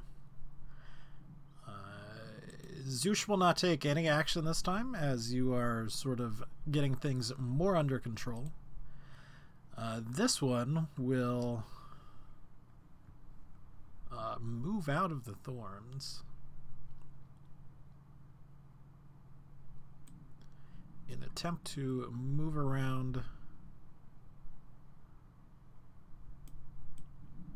and surround Adrian. Let me move back up to the thorns real quick, because I don't remember if moving out hurts it.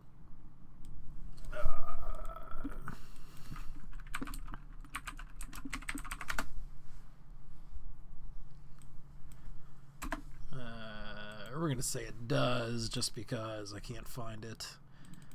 So we're going to make a dexterity save.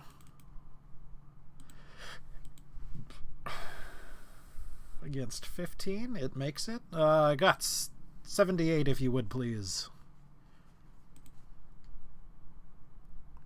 Oh, I think Guts left. Is not back yet. So I will roll 78.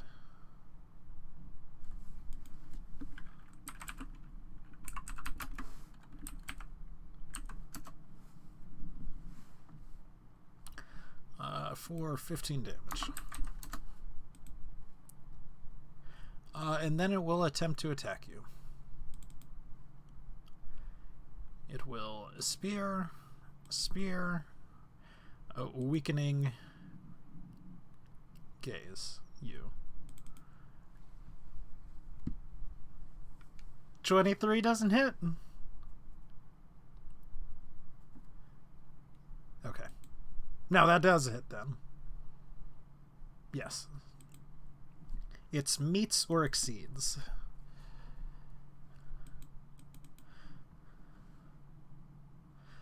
And a Constitution saving throw from you. Looking at a 13. Which is an amazing save. Alright, this one will attempt to leave the thorns as well. Dexterity with advantage. It will pass because it was aiming for 15. We will slash roll 78 for 12. It is bloodied, exiting. The only one it can really get to is the water elemental, so it will attack the water elemental first with its talons, and then with its mouth bite.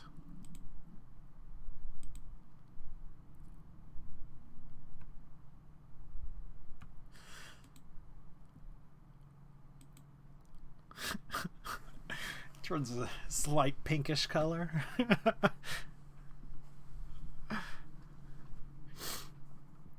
Janie, and it is your turn.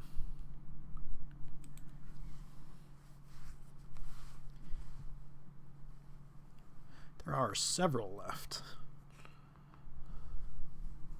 The only one not bloodied is the one to your right.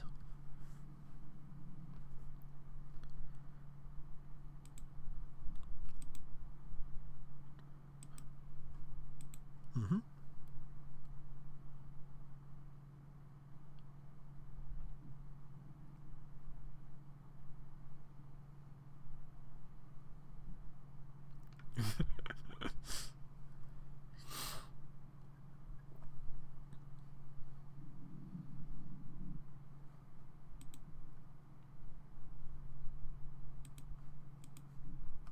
Mm-hmm.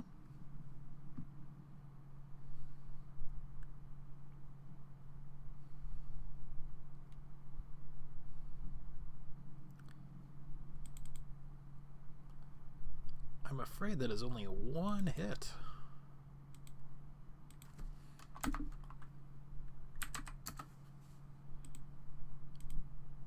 It is bloodied, however, now. Adrian, your turn.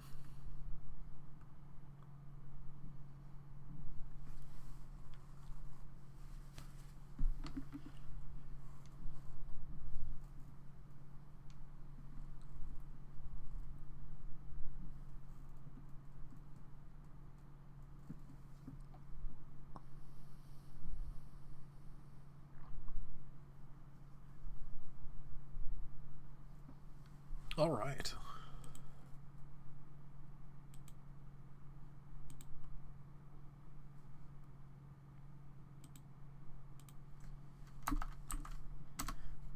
You pew it. Guts, it is your turn. And I'll be right back in a second. I'm so sorry. But on the bright side, I'm out of coffee now, so...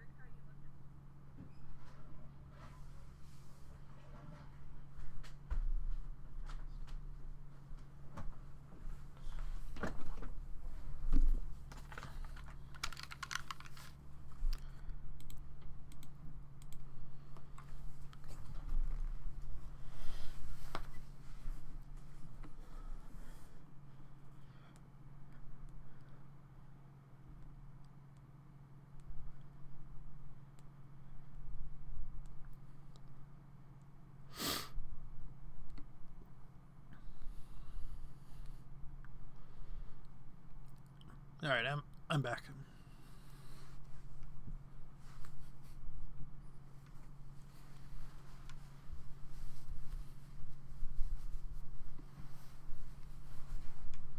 Mm-hmm. Oh.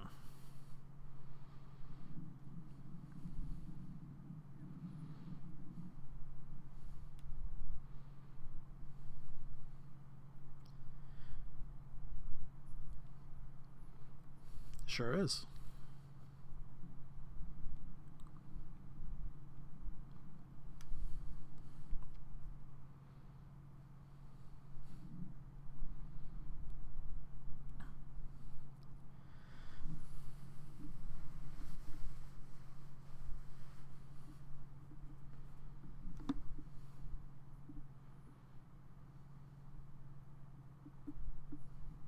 Mm-hmm.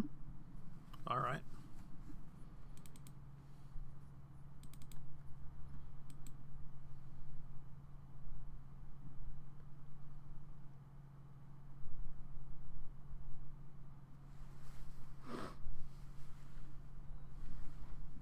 I'm afraid that is a miss.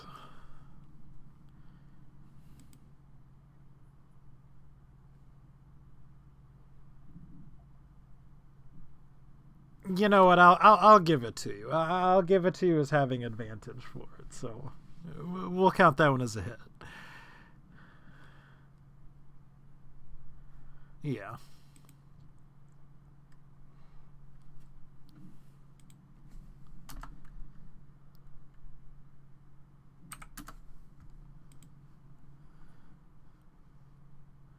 Again, Sadie extols your efforts and your virtues in both healing the worthless sack of meat that is Tadpole and in shooting the gross guy.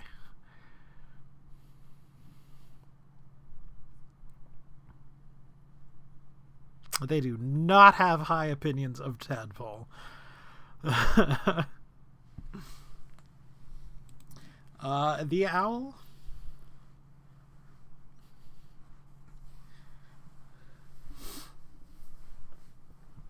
All right. Okay. And back around to this one. This one has not broken free of the other's grasp, the elemental's grasp, so attempts to do so, fails miserably, and attacks the elemental twice with disadvantage. 16? Okay.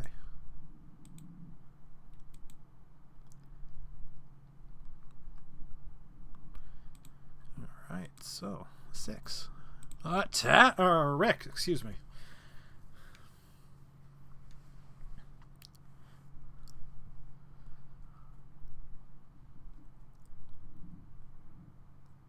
Mm-hmm.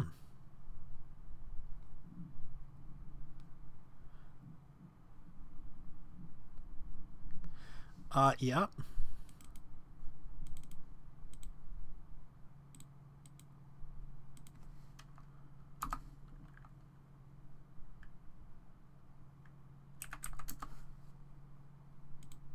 It sure does go down. It is.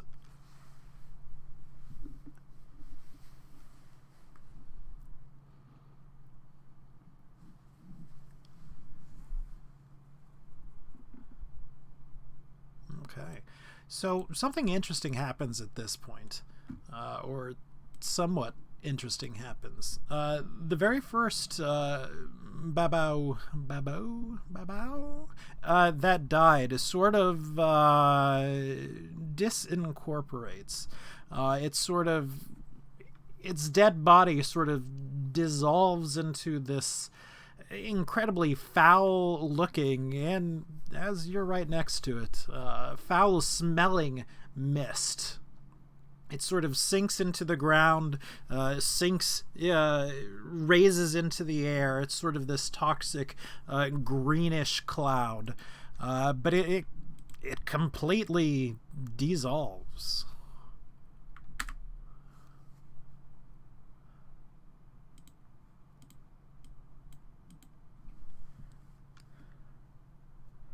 Or it disincorporates. It's some form, fashion, or what have you. The skeletons.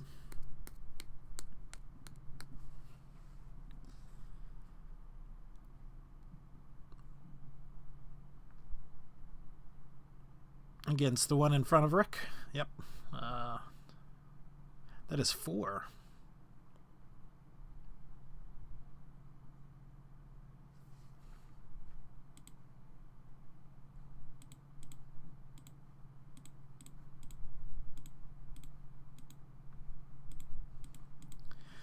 For a total of 15. All right. Wild Sue doesn't do anything. This one's turn. It has already broken free. It will move through the elemental, taking an attack of opportunity, and flank Rick. So can you give me one attack from the water elemental against it, please, Janian?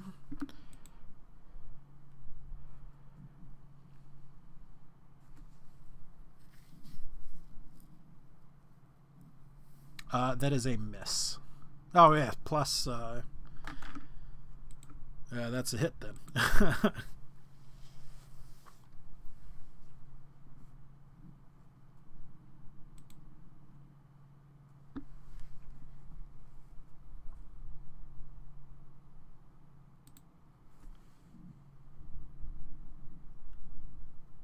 Mm-hmm.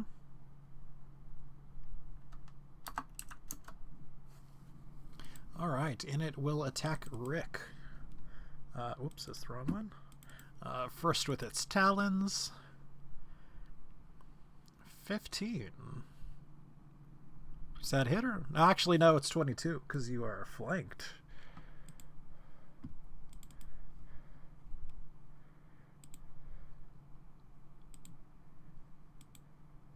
For 10 damage.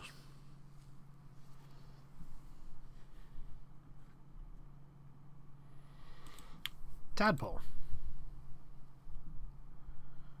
I can hear him.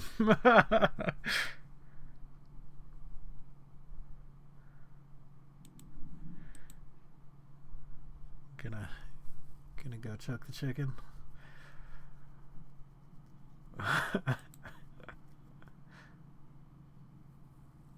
It is still there, yes.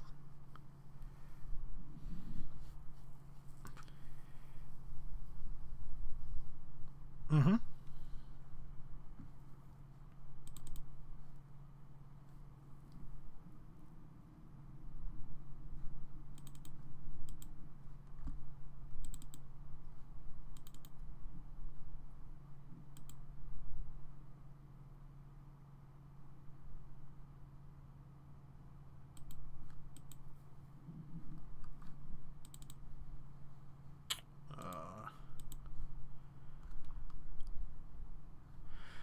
There's a big old miss.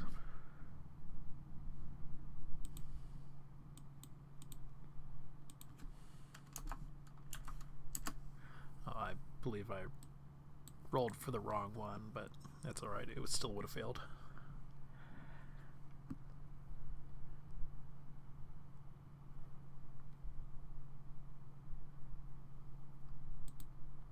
Mm-hmm.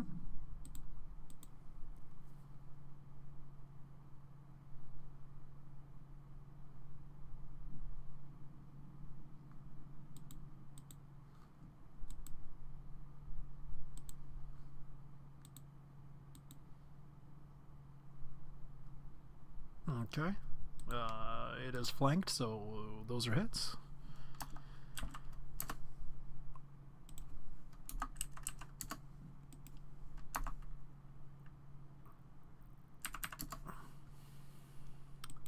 And that is just barely enough to bring it down.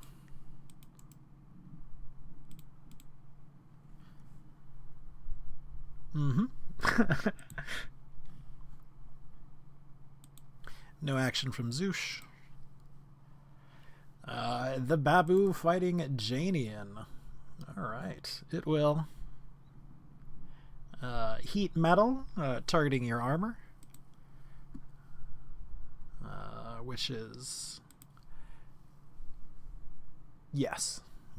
And it's going to hit you for 6 regardless. And it will spear you once, or at least attempt to.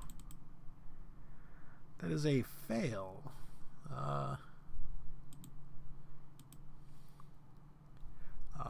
7.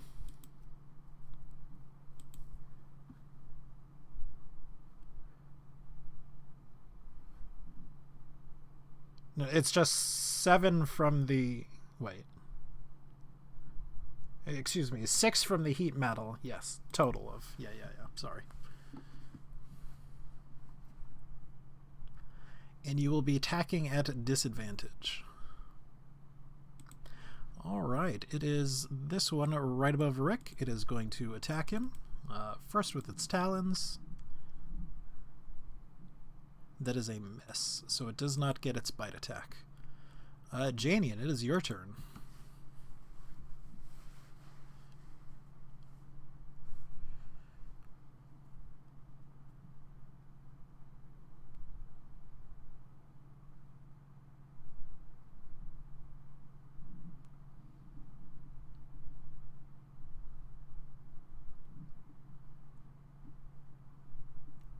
Plus your fighter level, yep.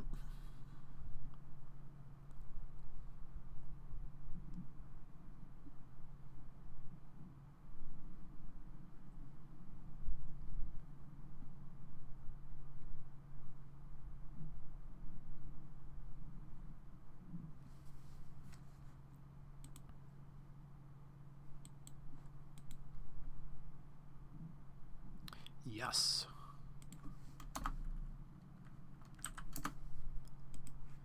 All right, it is sort of barely holding on at this point, but it is still holding on.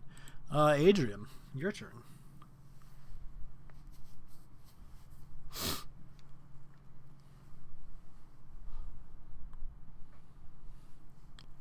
Against whom? All right.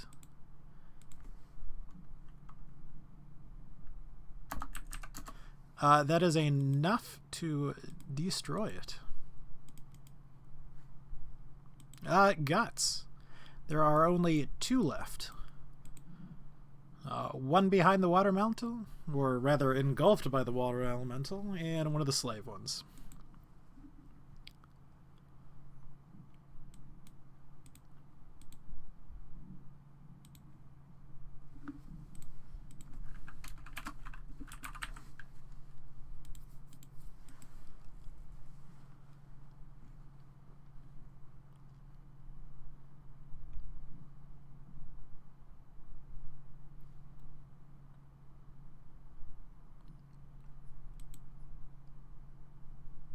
Mm-hmm. That's a hit.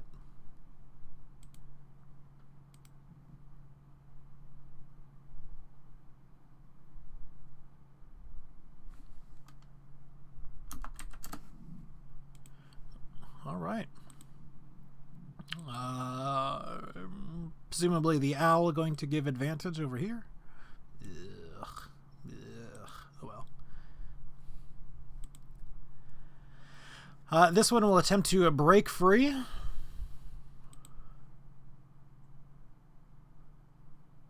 It fails. It will begin pleading for its life, and it will continue, however, to attack Rick now. At disadvantage. Yes. That's 1 hit, even at disadvantage. For 4. And Rick, it is your turn.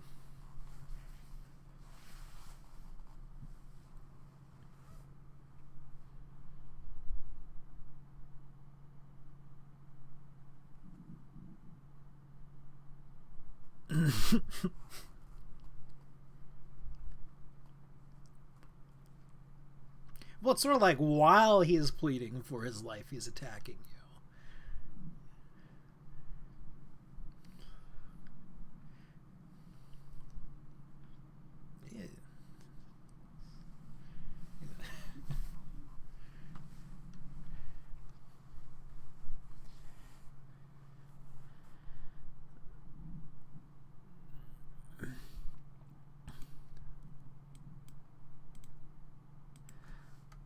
Yeah, without too much difficulty, that's definitely enough to drop it.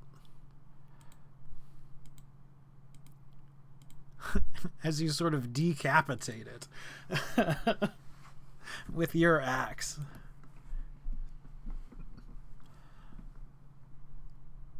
It is the skeleton's turn. There is only 1 left at the moment. I'm just going to move him out of the tile so I can see his life. And it is barely holding on by the thread, but it doesn't seem to show any signs of no longer attacking. As far as you know, its last orders were to attack you, and it is going to continue attacking you.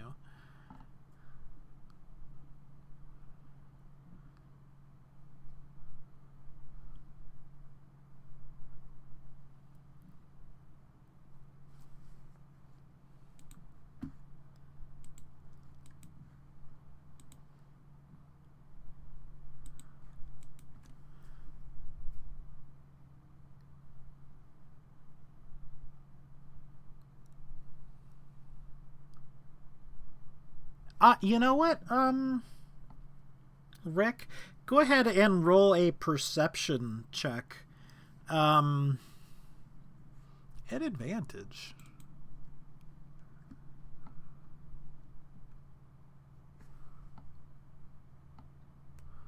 Not perception, persuasion. I'm sorry, that was my bad.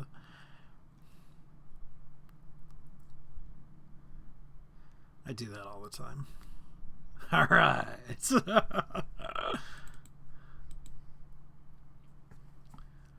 Yeah.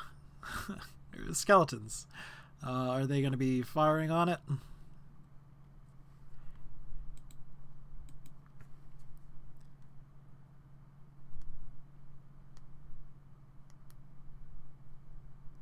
Adrian, again, not talking, but is asking if you wish to kill it.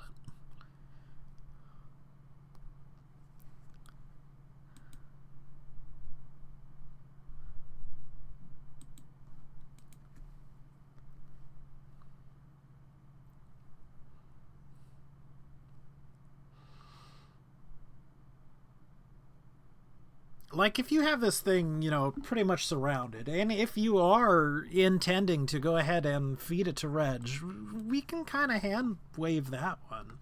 I mean, it's at this point, there's one left.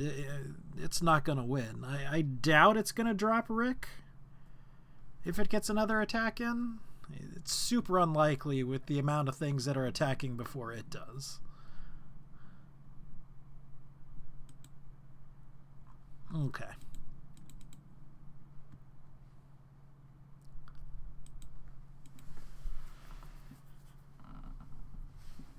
Yeah, so, the sort of corpses of its fellow slaves are severely limiting its mobility as they've sort of fallen immobile to the ground. And you all sort of wave Reg up towards the thing. And of course, Reg, very happy to oblige. Oh, I get to have something fresh.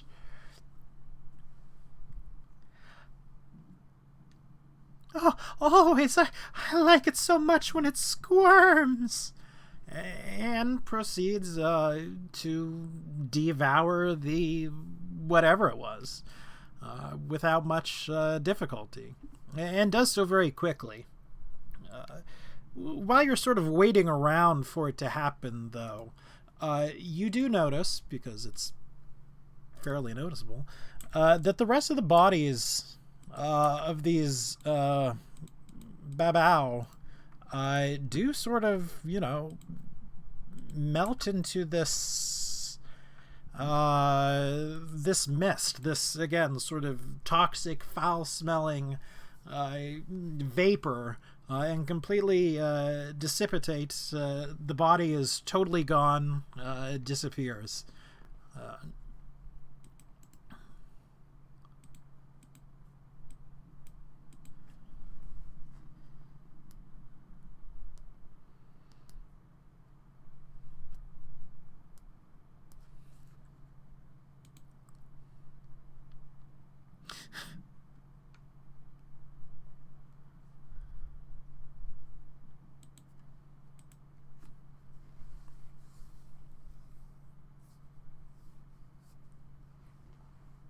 Yeah.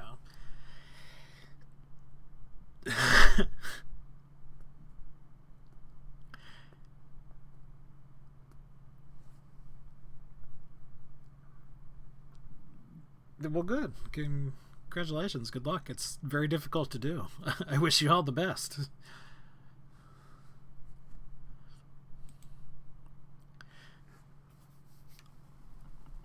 But yes, we are now out of combat. Reg has completely devoured this demon.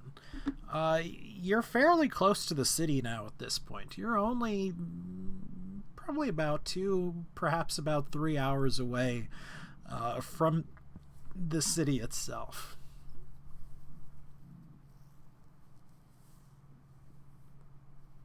You're a bit in the beat up way. You're not perfect, but,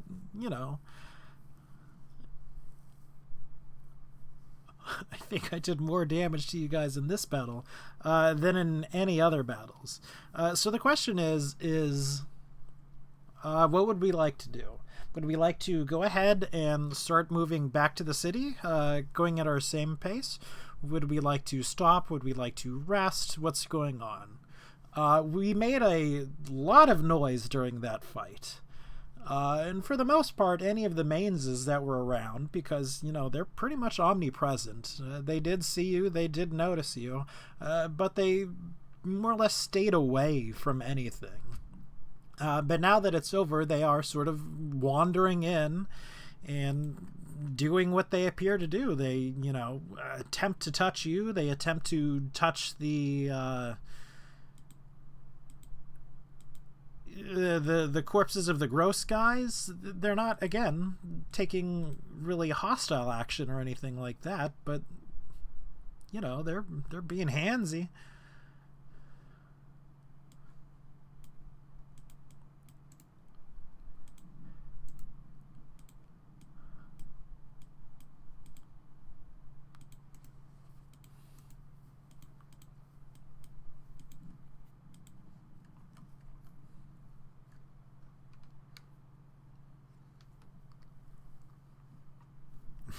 Does anyone other than Tadpole wish to do anything to the contrary?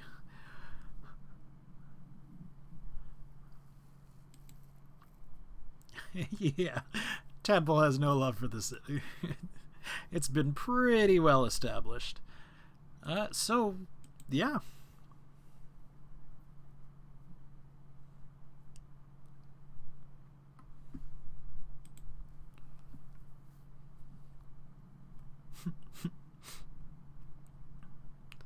Pretty much. So we sort of beeline it back to the city. And as we get to the gates, presumably we're heading through the main gates, things are rough.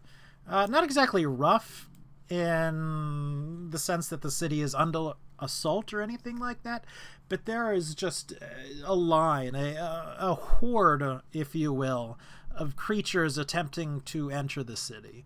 Not so many things trying to leave, although you do see ones or twos going out to explore, presumably other companies. But again, it's just sort of a press of bodies attempting to get into the city. And it's to the point where the demons are just bypassing the gate. They're attempting to scale the walls. It looks like the guards at one point were attempting to shoot down any of the Mainses that were attempting to scale the walls, but have either run out of arrows, have deemed them not a threat, or have been told not to fire upon them. Because you see bodies littered around the gates, riddled with arrows. But any others that are attempting to climb up now are just being ignored by the guards. Other creatures, if they are attempting to bypass the gates, are being stopped, generally in a non-violent fashion, although there are small spats and outbreaks of fights, mostly along the lines of fistfights and things. Nothing like overly hostile. Again, there's no huge invading force right here, but it appears to be individuals attempting to get in and sometimes gaining access from overpowering the guards and sometimes not gaining access from being overpowered.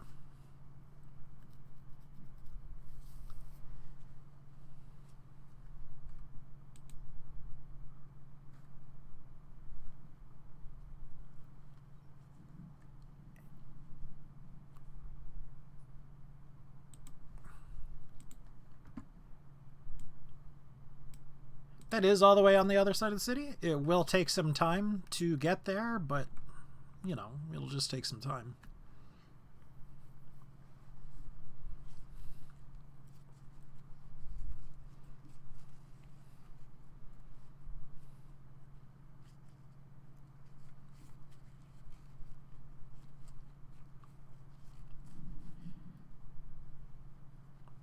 It takes a couple of hours to get to the back gate. Again, the city's large, takes time to go around it. And you're greeted...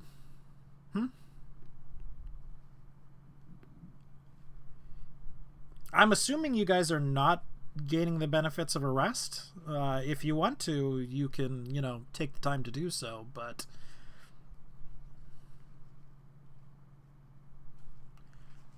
Right.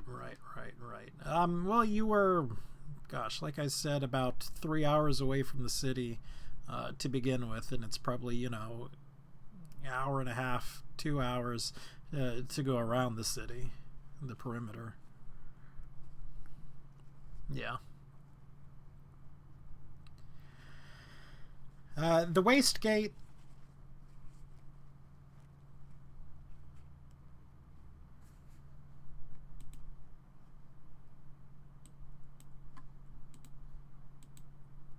Yeah, so you're pretty well.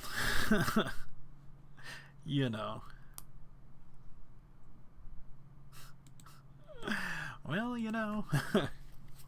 Well, but yeah, you make it in through the Wastegate. It's not, again, it's a time investment, but that's about it.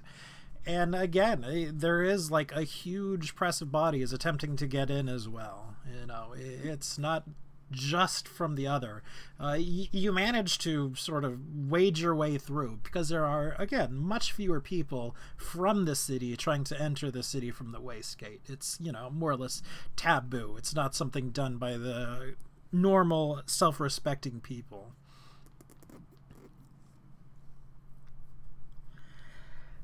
Well, that's sort of a interesting thing.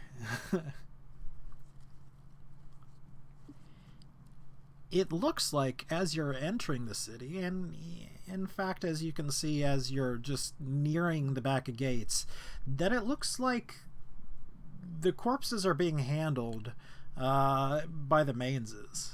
They're sort of getting dragged off out of the city, and of course, there's just way too many right now for anyone to stop them. So people aren't making an effort to stop them.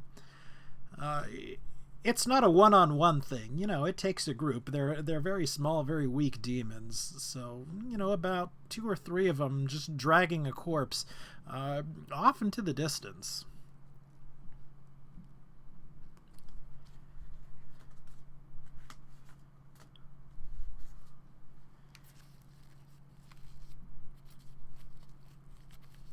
That's that's a very good analogy, yeah. Again, the guards are somewhat overwhelmed by trying to keep out not the mains at this point, but other larger demons. And they do seem to have a bit more tighter control on things, as the gate itself is much smaller. And they're just simply barring entry. Most of the demons do not appear to be taking hostile action. However, you can tell very easily that there was the site of quite a large fight here, and past fight more towards the battle, as there is blood, both human and demon ichor. Yeah. Scattered around the area. But whatever happened, it's since calmed down. You're waved through the gate without much trouble, as you're, well, frankly, easily recognizable as being not demons. You're approached by a guard who happens to be a captain. What? He seems sort of at a loss for words. What's going on outside? What have you been doing? How are you just... Give me a situation.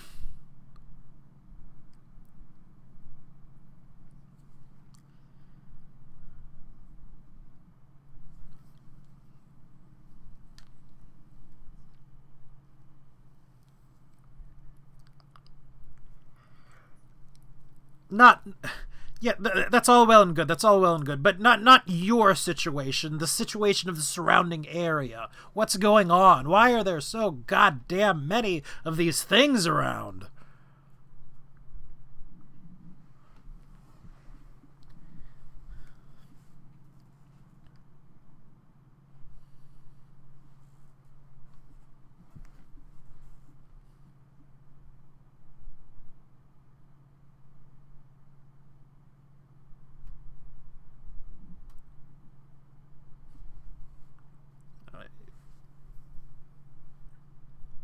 he seems very bewildered at what's going on. This is while he is somewhat up there, he's more or less a grunt in the grand scheme of things. So, of course, he's very confused, does not exactly know what is happening, and seems at a loss.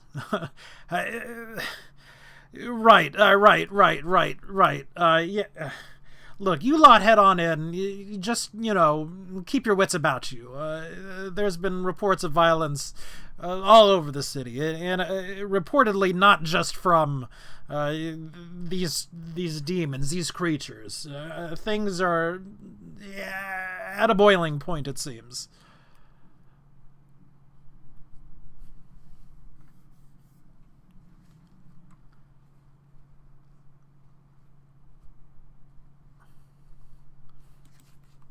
Yeah, it's smart. It's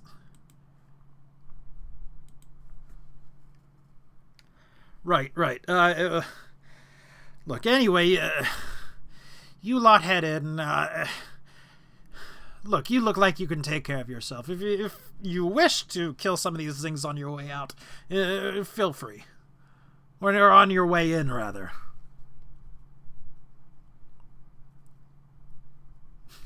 Both? Yeah.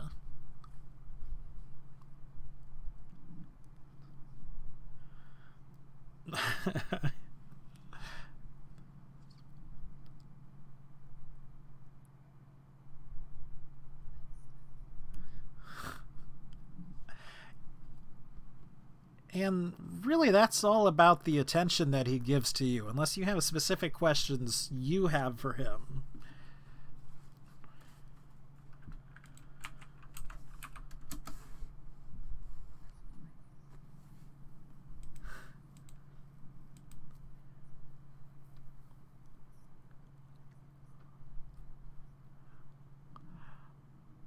He sort of just gestures around where you can see, these mains, at the very least, in small groups, just literally coming in from the walls. They're just taking the time and climbing it. Sure, they fall a lot, but, eventually they get up there. And you see, dozens of them walking around.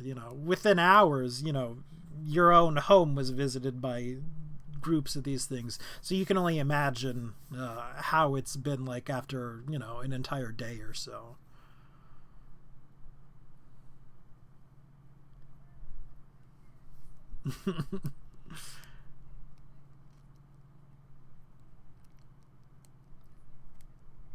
Yes. All right. So where are we heading now that we are here in the city? All right, I'll be back in a second. So sorry.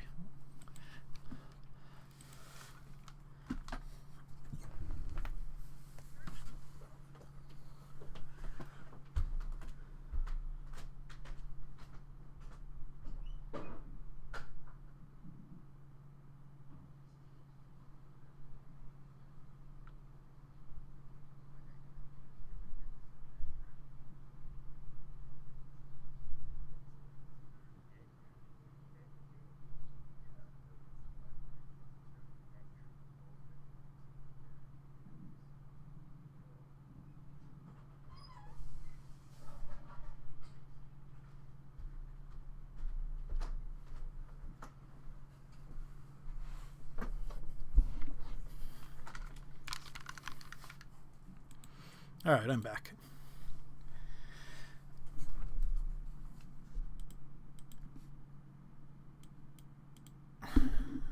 You make your way home.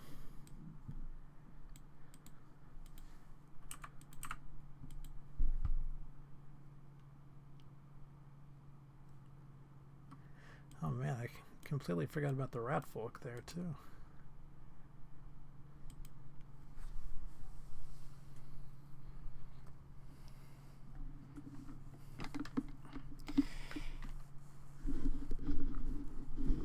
As you make it outside, into your home, um, there is what looks like a large, very heavy sort of stone pillar, just kind of sitting in the middle of your foyer, if you will.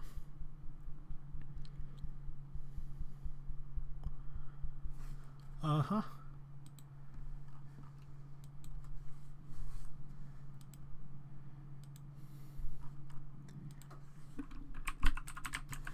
No, it doesn't appear to be, like...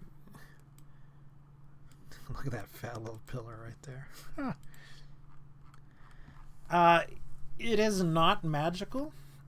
It is certainly inscribed. Sort of carved into it is basically a note to you. Doesn't even take perception, even with that wonderful one.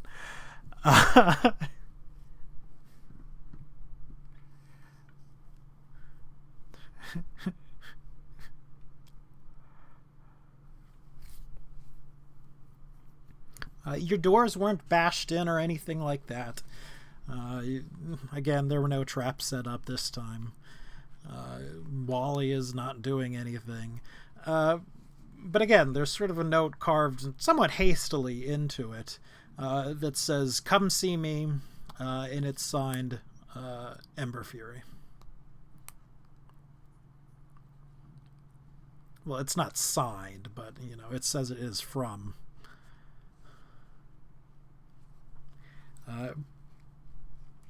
Presumably, this is one of the only things that would not get possibly grabbed or torn through from the Mainses.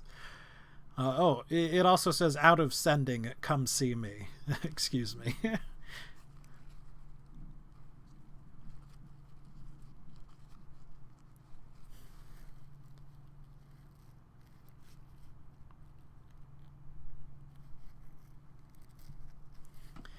Gosh knows I would. Alright, so if we are going to take the rest of the day to sleep, we can do so and gain the benefits of a full rest. Nothing crazy happens in the middle of the night that we are aware of.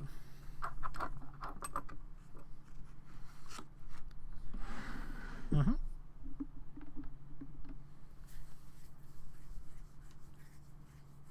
Yeah.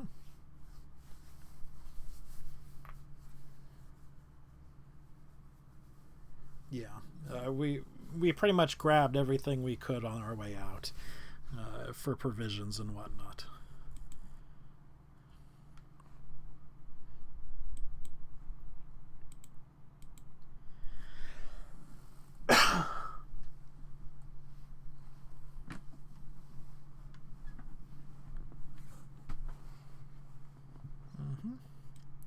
So yes, a full night's lovely sleep, spells restored, HP restored, all that goodness. It's the next day.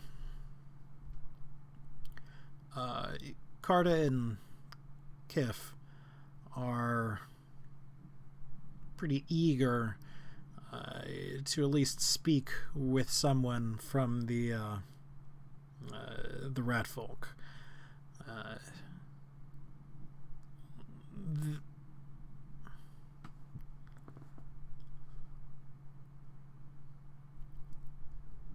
Mm-hmm.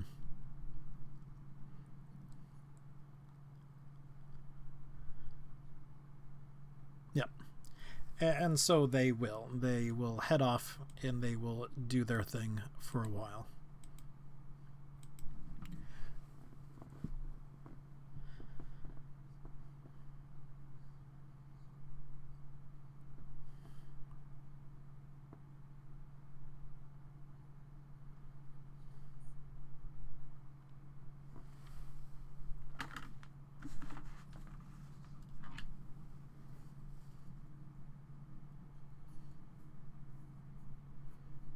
Same person.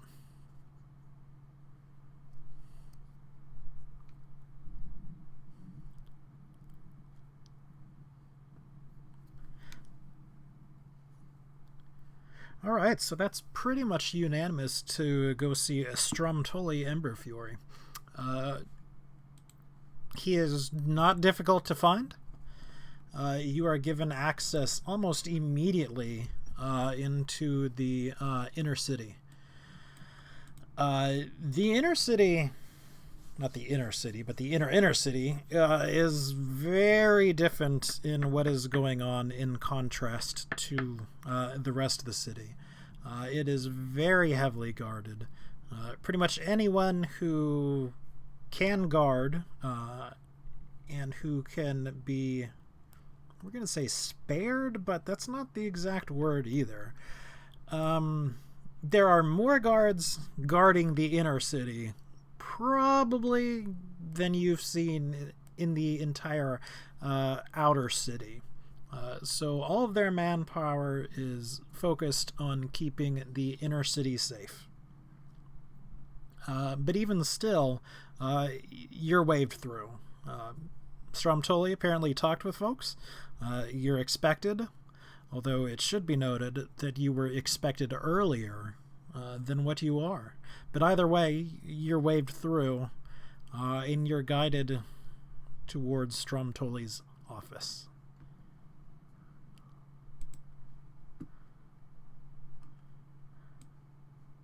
Oh no. Oh no.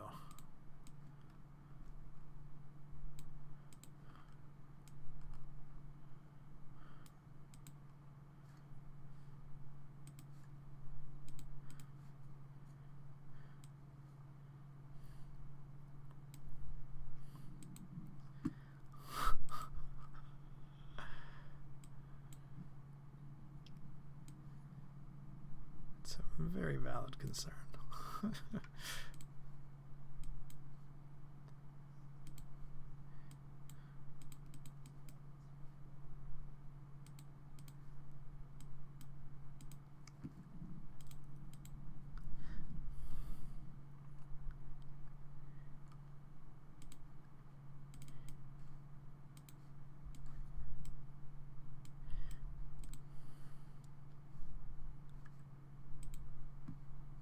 So as I hastily redo one of my maps,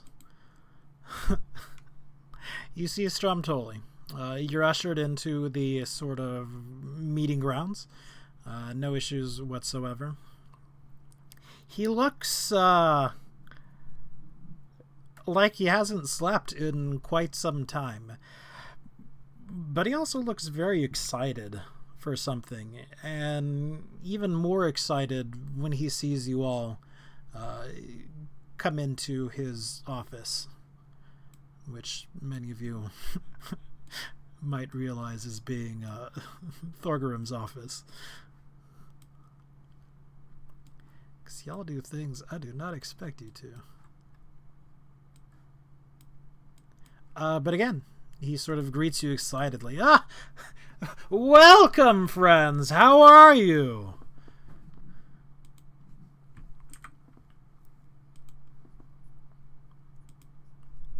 Indeed, indeed. Have a seat, if you will.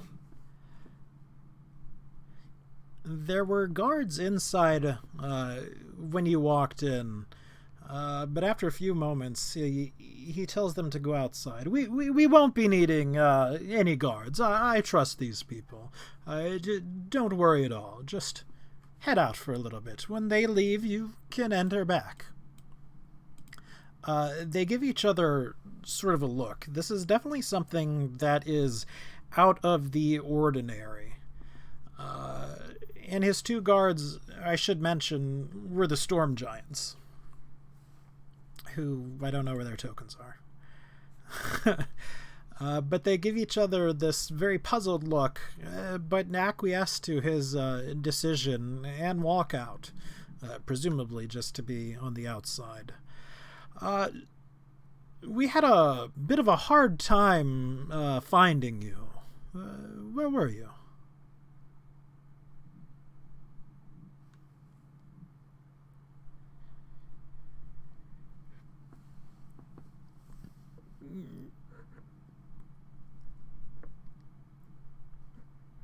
What happened with him?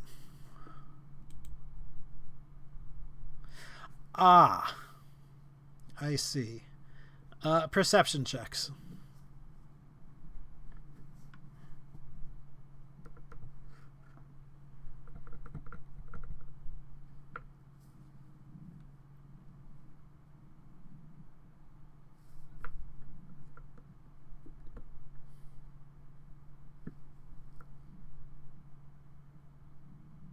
One for what's her name as well.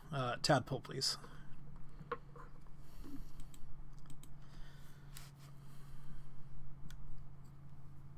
I have no idea. I don't know if she has good perception or...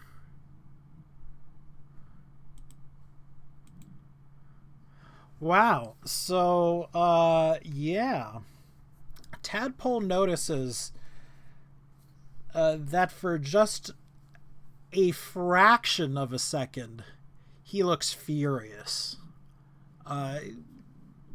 Absolutely pissed beyond all reasoning, about to fly into a murderous rage. But it's only the barest fraction of a second.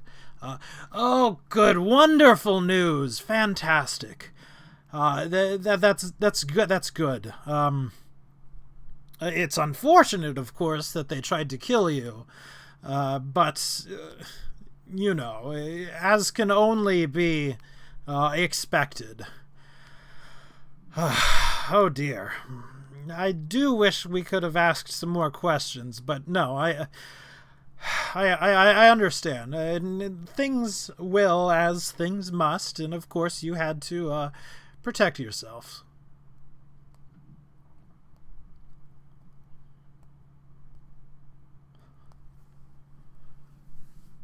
Oh, oh, good. You do have their heads. Oh, fantastic. I'll take them if you please.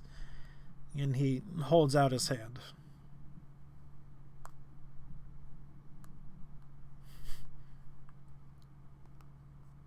Well, no, I believe I will be holding on to these. And he sort of like opens up a drawer of his desk and pops the bag of severed demon heads into it and closes the drawer. Well, my desk contains a lot of things. Neither here nor there.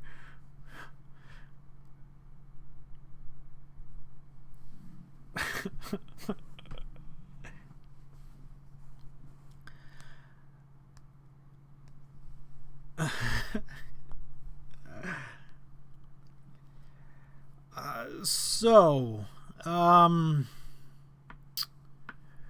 right, things are sort of on the pause at the moment, as one might imagine. I'm sure you've seen the state of the city right now, and things are a little, while I hesitate to use the word bleak for its defeatist attitude, one might say things are rather bleak at the moment. My question to you, and he sort of seems to be really dragging this out. From everything that you've known about Stromtoli before, is that he's been quite direct with you. But this is something he's definitely humming and hawing and sort of leading the way out. Well, I suppose my first question for you is, will you all... Obviously, I trust you, and you trust me, right?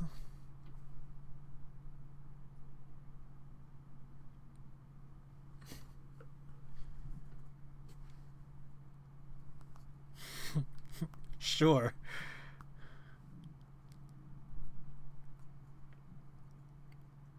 Adrian, you're not entirely sure whether he, it's just something awkward that he's going to ask you, or he's not, like, fully on the up and up.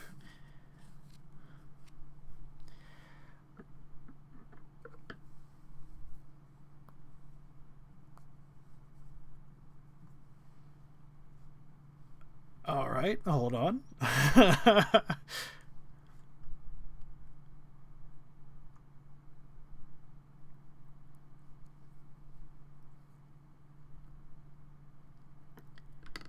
Surface thoughts are, yes, this is something they can help me with.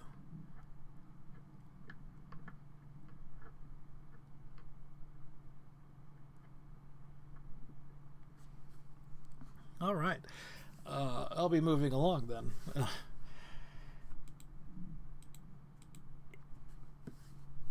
When you invoke it, he frowns.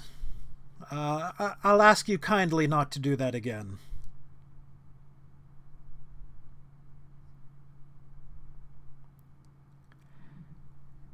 He nods reluctantly. Yes, I understand. Things are awkward, and I'm probably doing something that I should not necessarily be doing, but let's go ahead and beat around the bush. You all are leaving the city at some point, yes?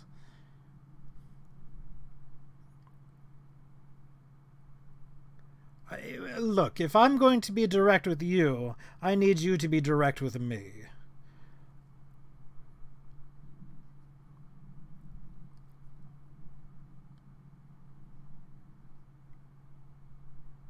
No, not permanently. But here, while we were stuck in these abyssal plains, you're not planning on staying in the city. Good. There are things out here that I want you to find. And you've shown yourselves to have quite a knack for it already. One might not expect it, but you remember the two beings that you've seen before. What did you call them? The me and the large frog thing? Yes, well, yes. Well, they all had a certain spark to them of divinity. You most likely recognize it. Okay. Well, they're not the only things out there. What I want you to do is to go out into the abyss and find these things with the spark of divinity, and one way or another, subdue them, or befriend them, or whatever you can, and bring them here to me.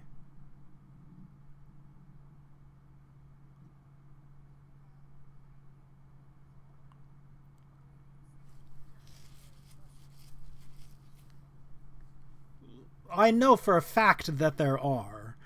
I do not know of their location. Well, likely they're demons of some sort, although certainly not always. Here in the Abyss, things are very transmutable. When one gains power, or at least when one of the demons gains power, they're often changed, mutated, if you will, into things of other forms. So unfortunately I cannot give you a good guideline of how to find these objects or creatures with a spark of divinity in them.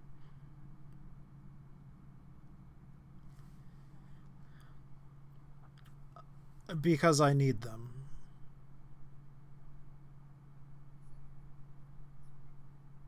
I will be blunt to you up to a certain point, but why I need them is not for you to know.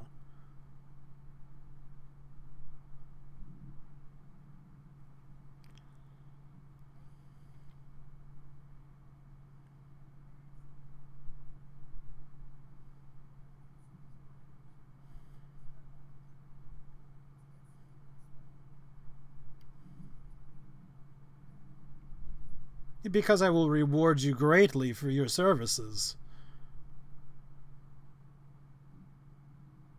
This is a give and a take. This is not me commanding you to do so.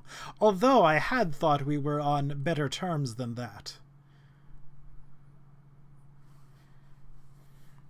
It is dangerous, which is why it is a task for you. It is something that I believe you all can accomplish, as you have accomplished it several times before.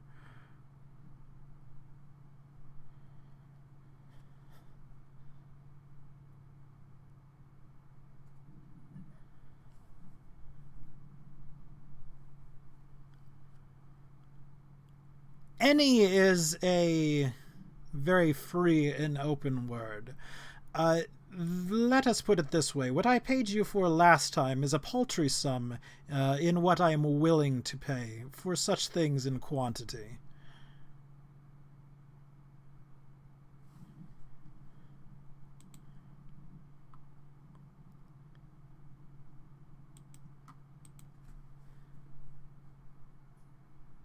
I do not think so.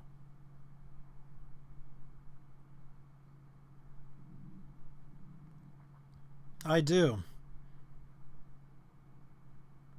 A very large amount of risk. However, you are not the only adventurers here in the city. Do you think so?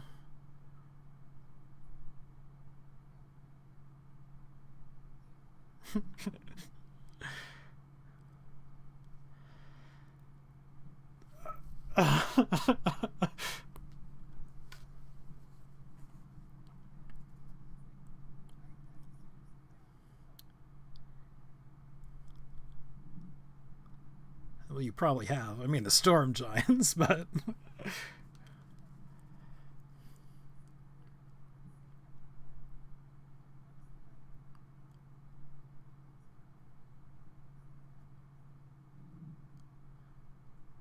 it appears you misunderstand. Unfortunately, I do not have a method for you to find them. I merely know that they exist. Your finding them will be on your own.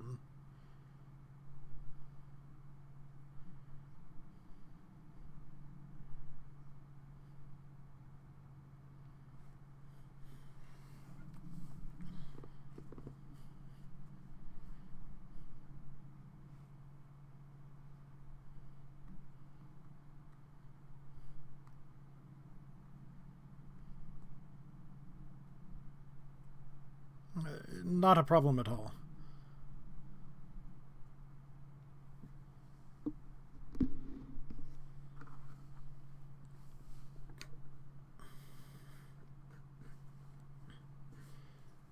More than welcome to give you supplies.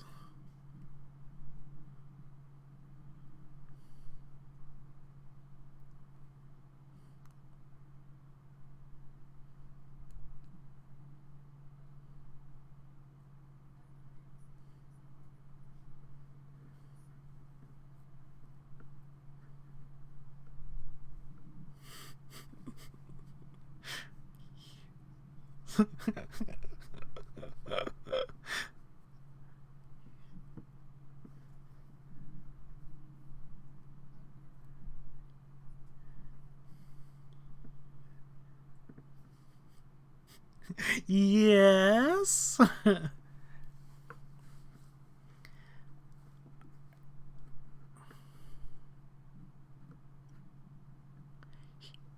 He believes 100% that your actions will get the city back on track.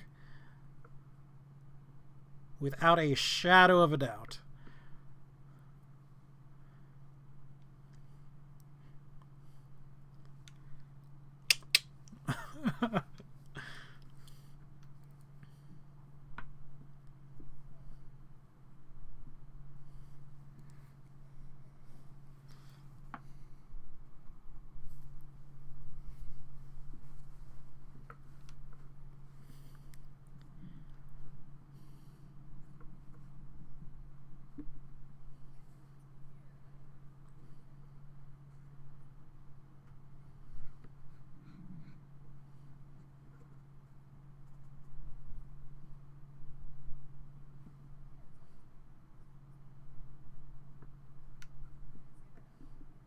Right, right.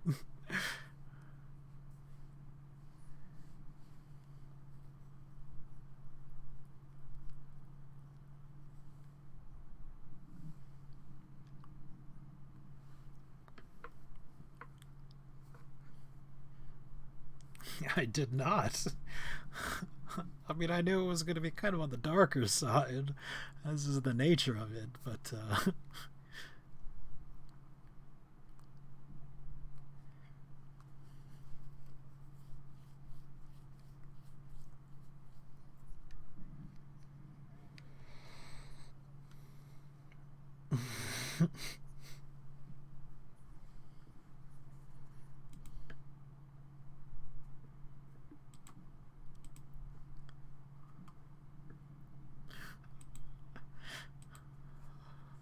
Yeah.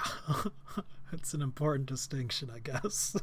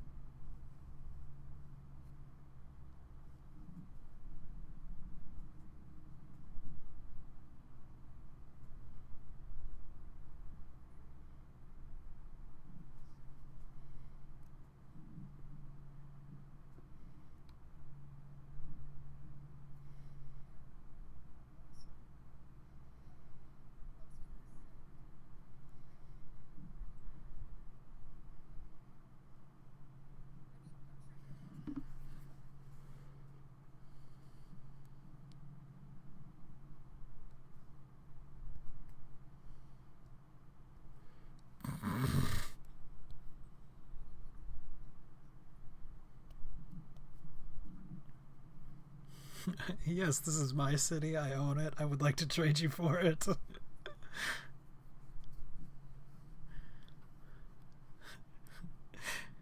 It is mine. You will have no troubles whatsoever.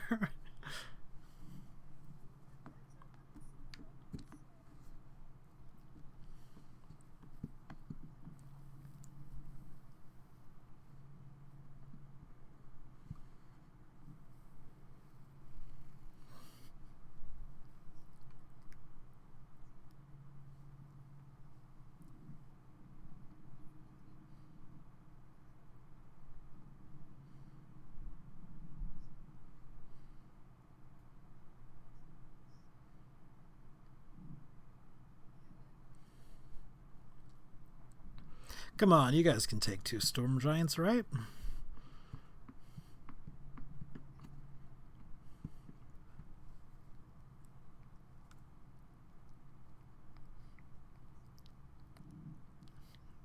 What are PC levels anyways?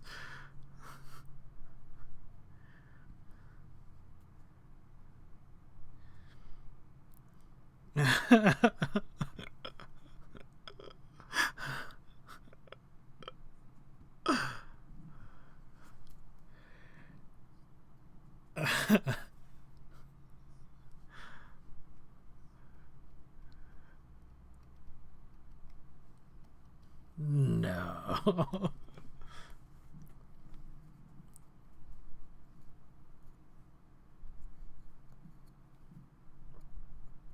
Yeah.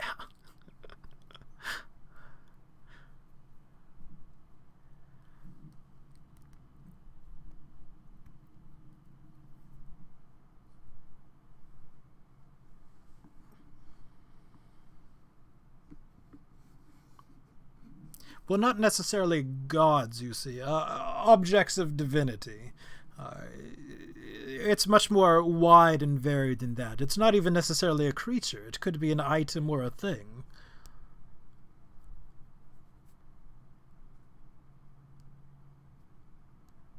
I mean, of course, the gods will have some sort of divinity to them, but I want you to understand that it's a much wider spectrum than that.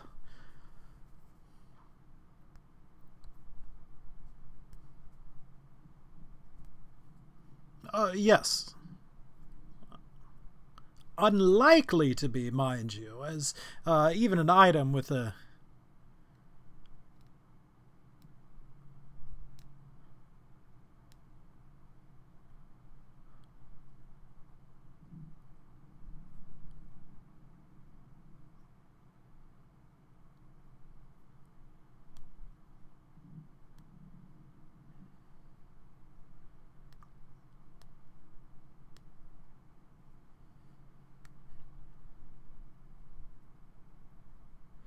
I am somewhat frankly uninterested in your keeping the very thing that I am sending you out to find.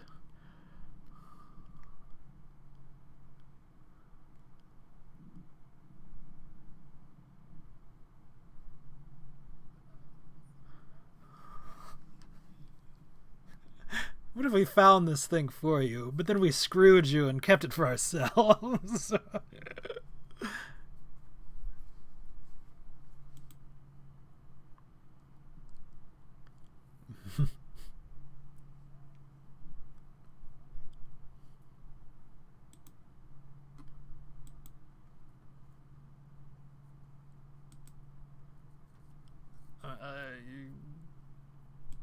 He's not wild about your keeping the things. It's...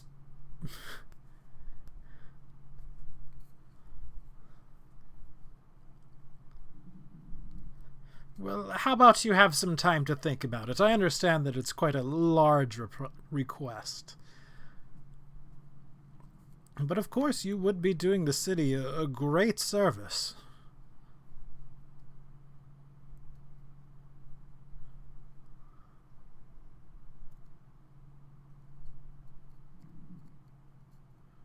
What do you ask about Thorgrim?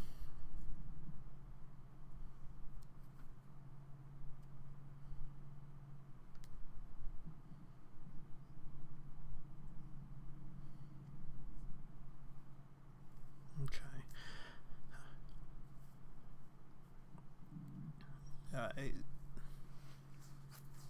Right. So Adrian asks about what's going on with Thorgrim.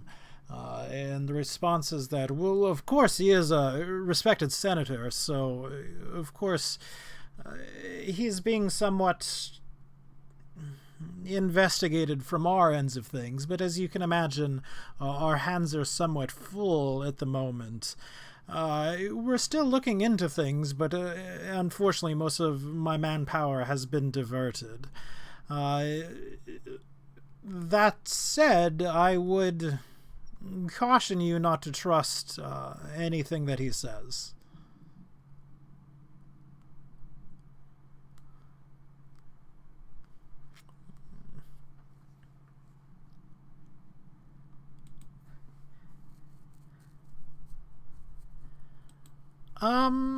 You know, Adrian, with the 13, he might not be on the up and up.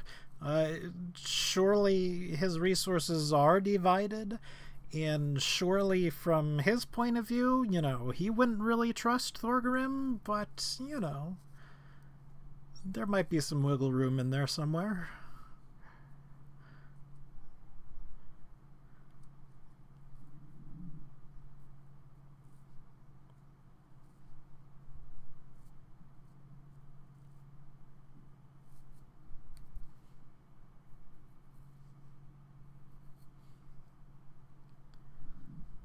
He just wants you all to be beautiful.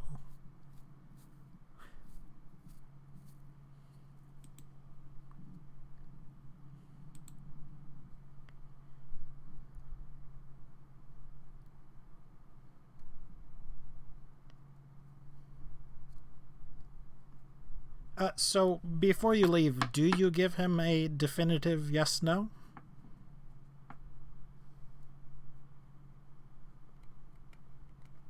Because last you said you were going to talk about it and discuss, but he did. But he's still looking for that yes-no before you leave. Like, he understands that he said, you know, he said you have time to talk about it, but he's also, you know, prompting you for an answer.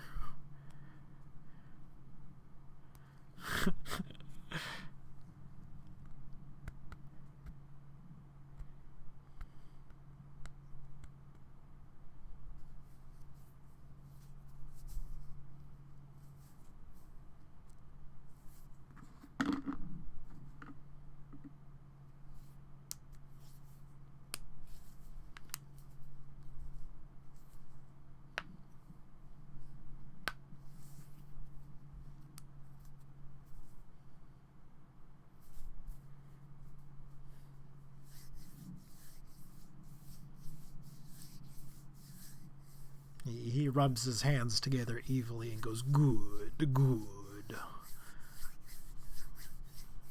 That's a joke. No, he does not.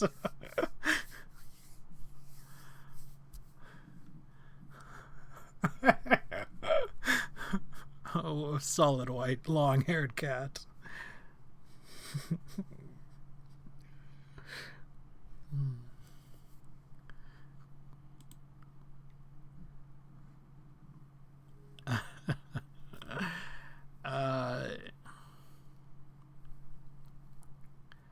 But he says, well, thank you for your trust in me. I'll be sending an agent out to come in contact with you very recently to give you supplies that we can think of.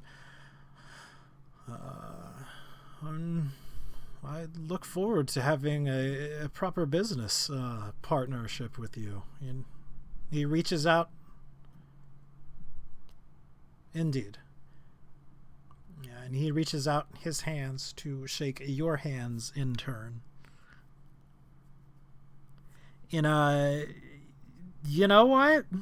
We'll do it. Give me a perception check, everyone.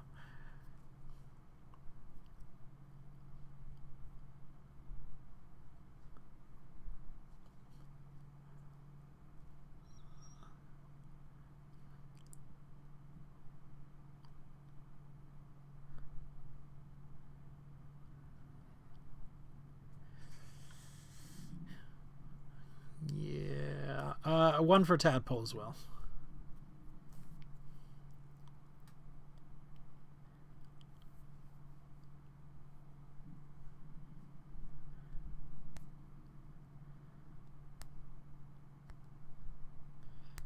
Oh, that's a shame it was not at advantage.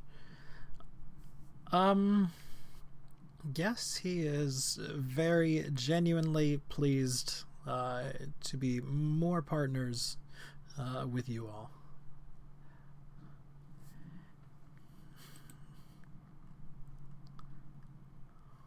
That is correct. I'm so sorry.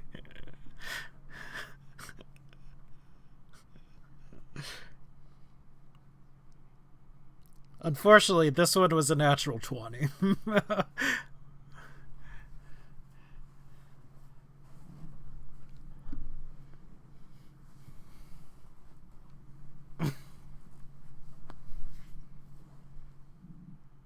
Can you give a luck to someone? Oh, no. Okay, then. Never mind. It would have been nice, but alas. All right, so you all file out the room. And the storm giants give you a look. And it looks like they're about to stop and say something.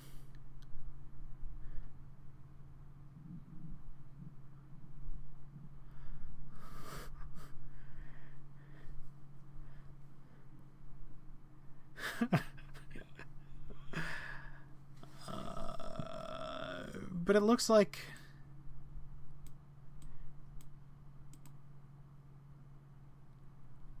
Do you?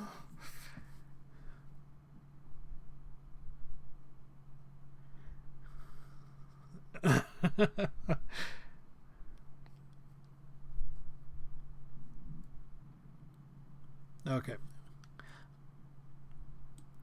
Again, it looks like they wish to say something to you, but as they're about to speak, Stromboli calls them back inside, and so they go back in as you are leaving. And I take all the benches with me.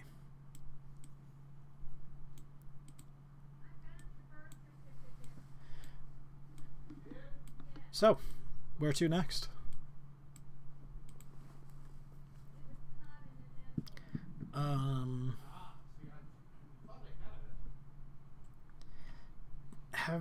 Do we have any suspicion of anything done to our hands? No, nothing pops up under, like, a spell. It does not look like he did anything to you.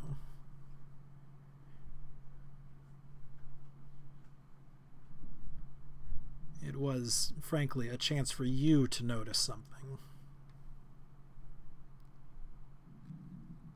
about him.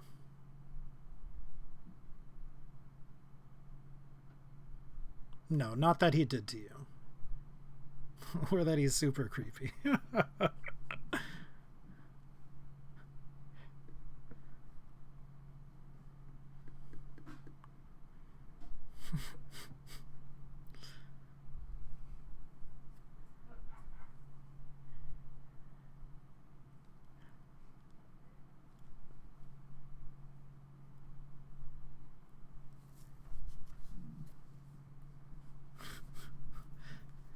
Well, that depends. Are you heading back home? Or are you making a trip elsewhere?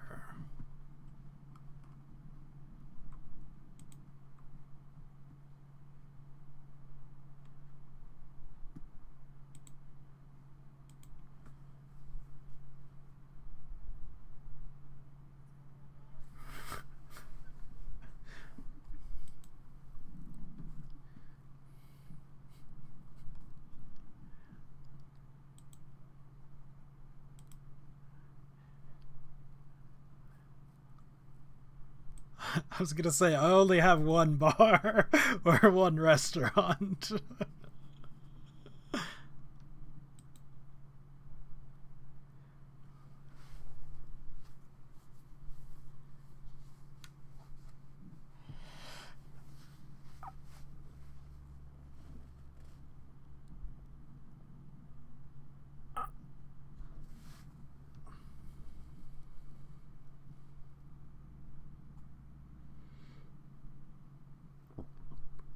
All right, sending to whom? Excuse me.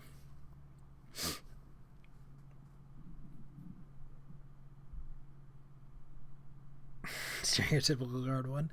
I mean, you could probably send one directly to Thorgrim yourself. I mean, possibly. I don't know. Either way, you can definitely do it to his guards. Yeah, let's say you could just do it to his guards, because I don't know how an anti-magical field works and all that, as regards to a spending spell. So we're just gonna.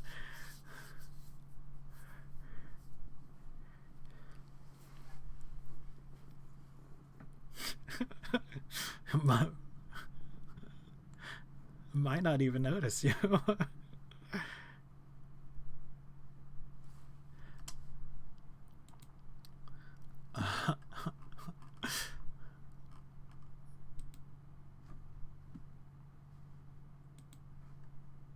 All right, type it out as we are on our way to the bar.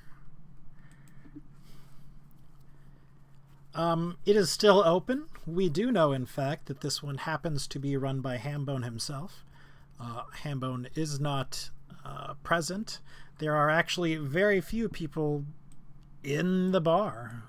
Things are a bit, unpleasant in the city, if not, outright dangerous. Although people, certainly think they're outright dangerous.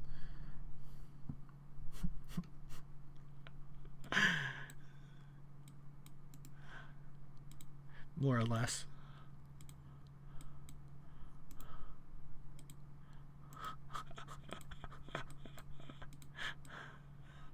Uh-huh.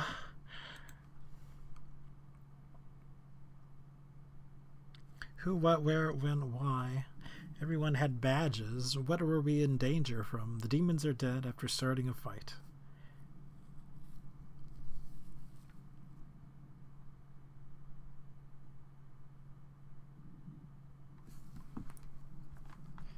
Alright, give me a couple seconds. I will write out a reply, but I, have to write it out.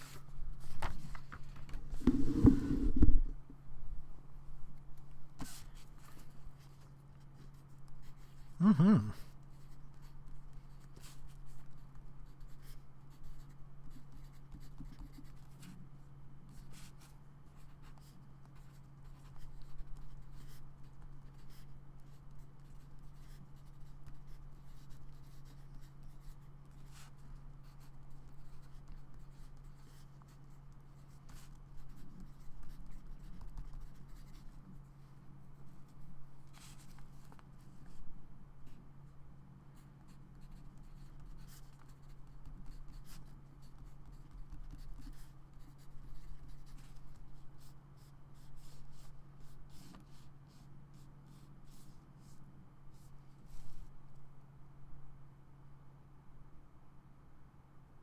A Maine-based business.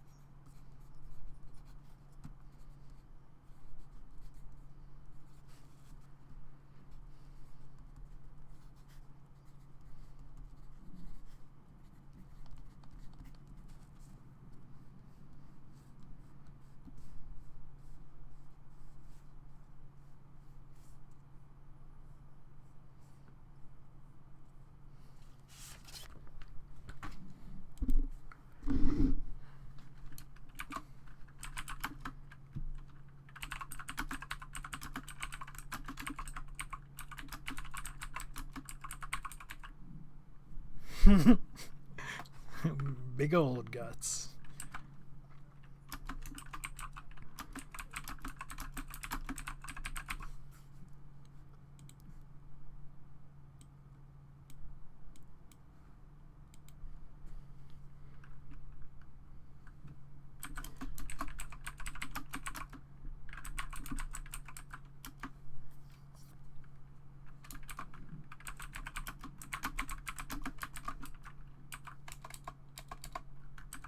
El Chupacabra.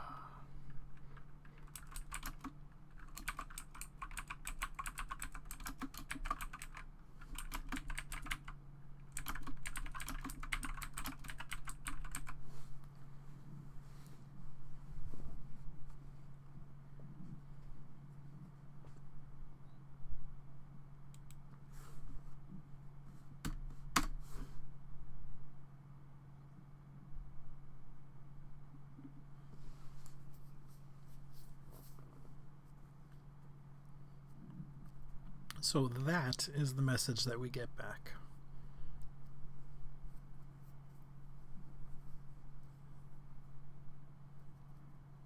And everyone is told.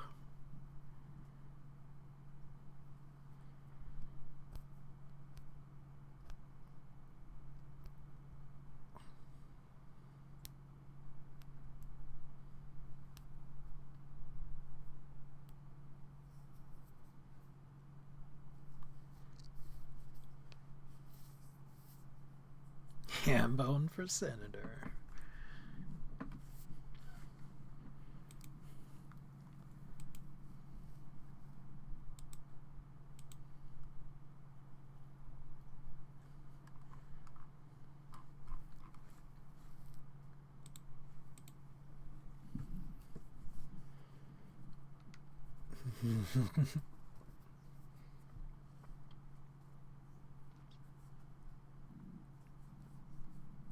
You know, I've prepared a little bit for that.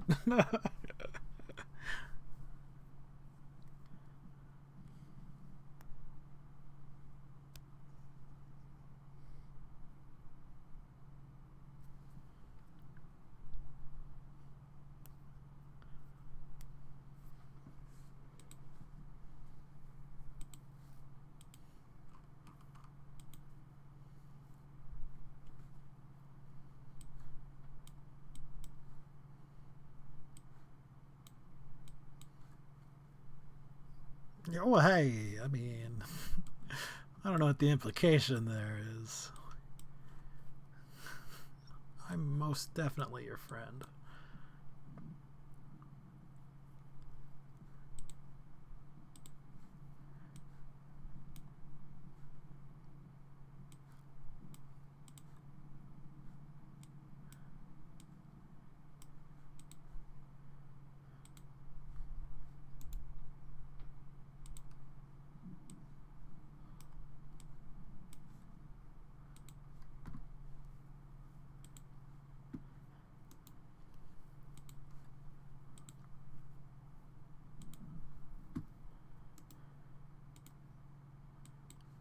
Oh my gosh.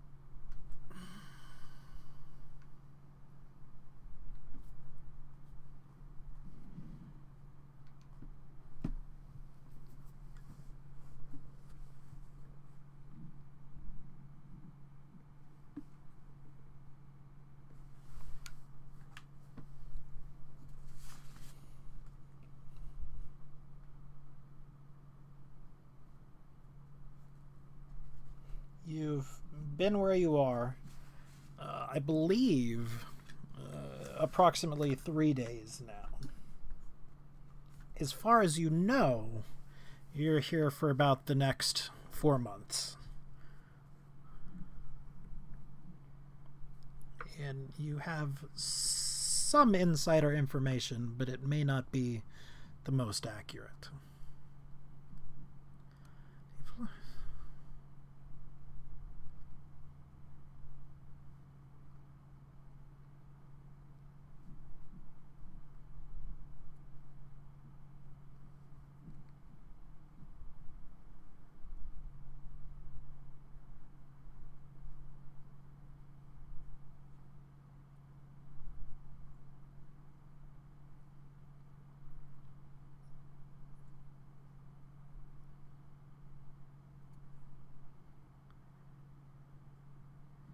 Yeah, it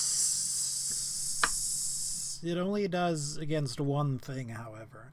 So if you're going to mask yourself against a whole group, that would be, X many castings of it, which may make it not worth it, unless I misread something.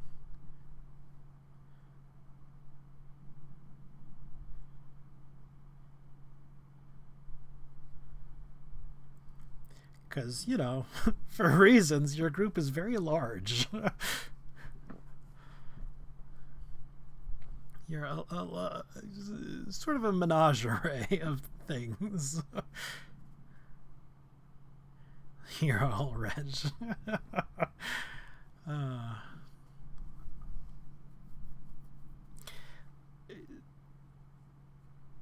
But anyways, we've gotten the stuff back. We've sort of planned a little bit, and we've been discussing. We are all at the Beige Fruit. As you can see, there are mains pretty much everywhere.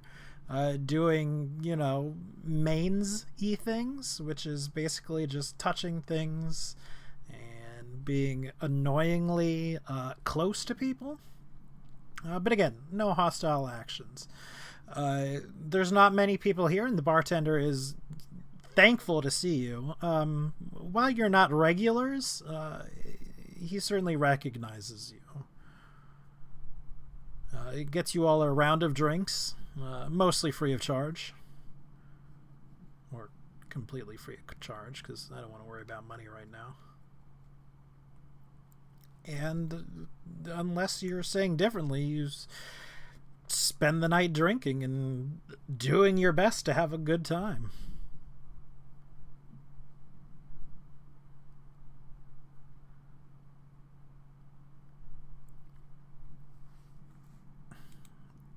You do not.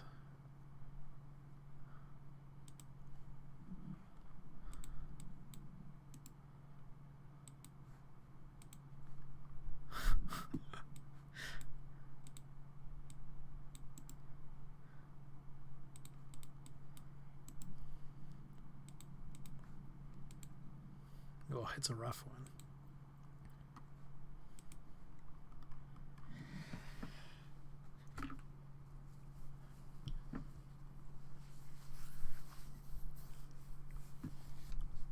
So a good portion of the night passes, and you spend it drinking, unless you specifically wish to do anything, and having a good time. Eventually, however, you're approached by 3 creatures that look for all the world like 3 very small beholders.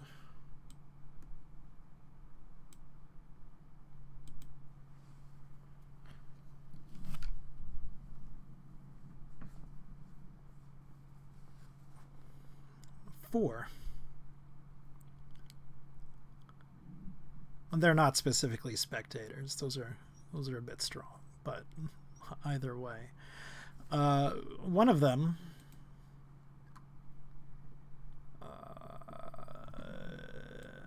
the one now in the middle, speaks to you. Are you them?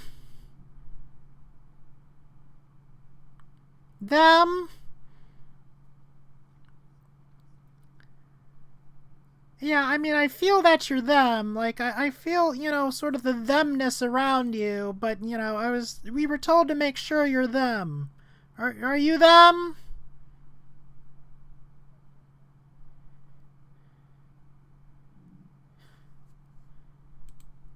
Well, 'cause we're supposed to help them.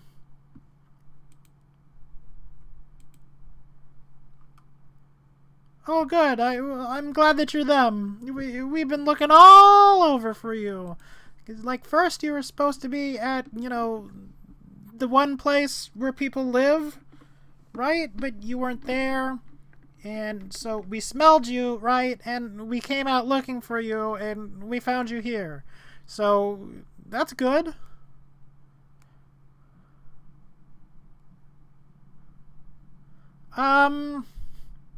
So what do we do?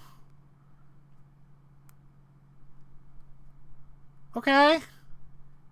How do we do that?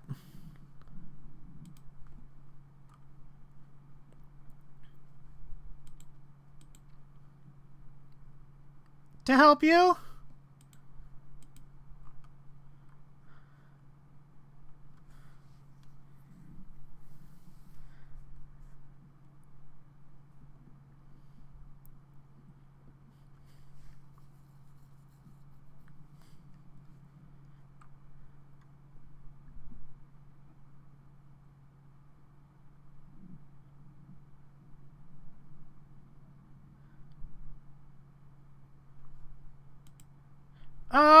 Sure, it'll take a little while. Wretch can get on that.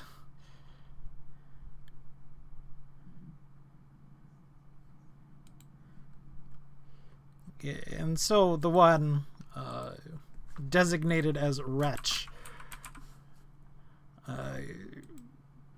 he sort of waves one of his eye stalks around, and a very recognizable magic effect of Mage Hand appears. And one by one, he starts moving empty tankards of alcohol back to the bar, back and forth, one at a time, very slowly.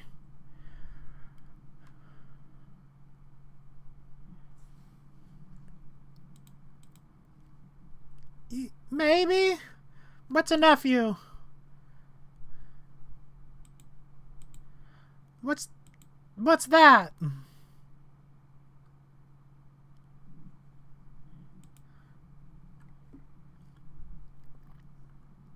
Well, one time, I was there, and I was not there, and then the next day I was there.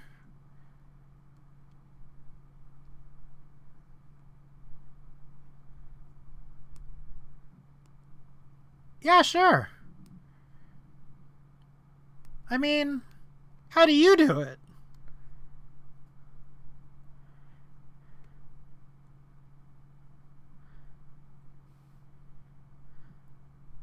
Oh, well, probably the same here then. It would take too long to explain.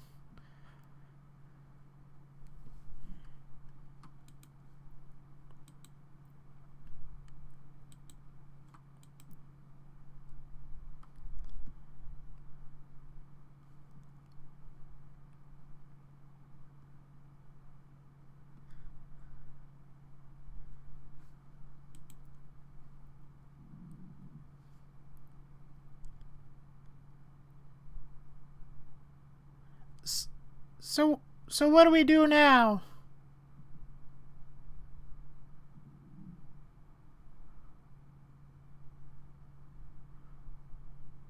Should we do that?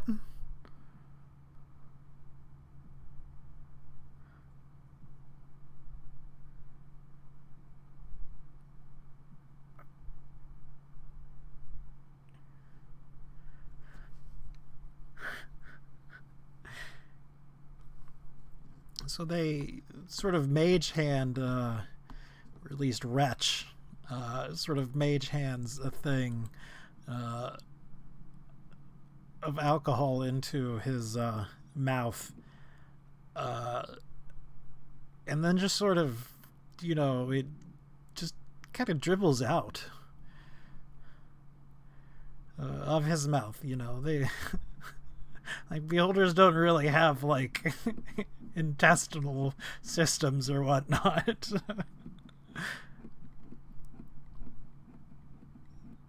They don't.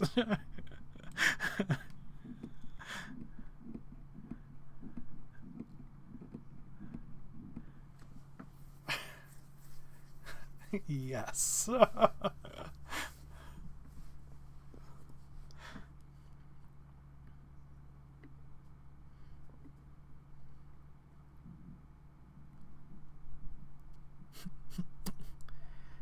As far as you know.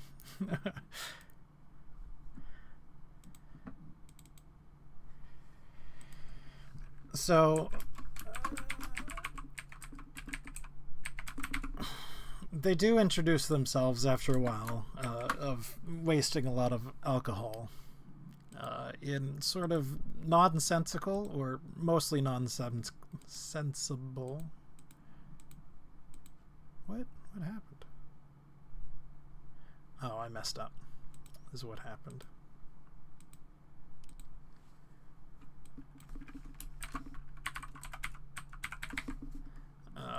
And names. This is Wretch, the voiceless. He doesn't really talk much, but he's got arms and things. I'm Arm, though. I'm the appendageable. It's good to meet you. I do, most of the talking and all that. And this one here, he doesn't say much. I mean, he does talk, but he's not real smart like I am. He's fart. What is called rich?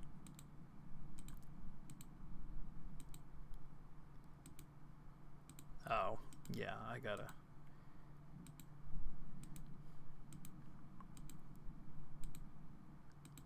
No, they should all be labeled correctly now.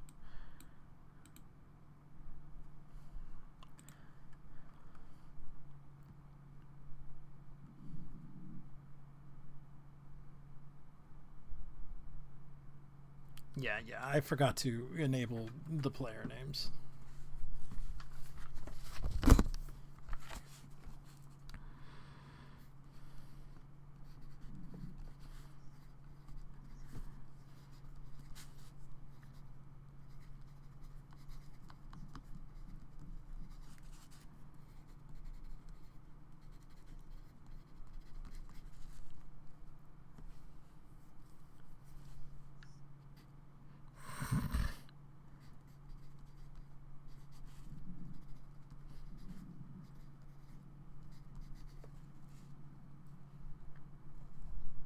Why? What happens if we touch it?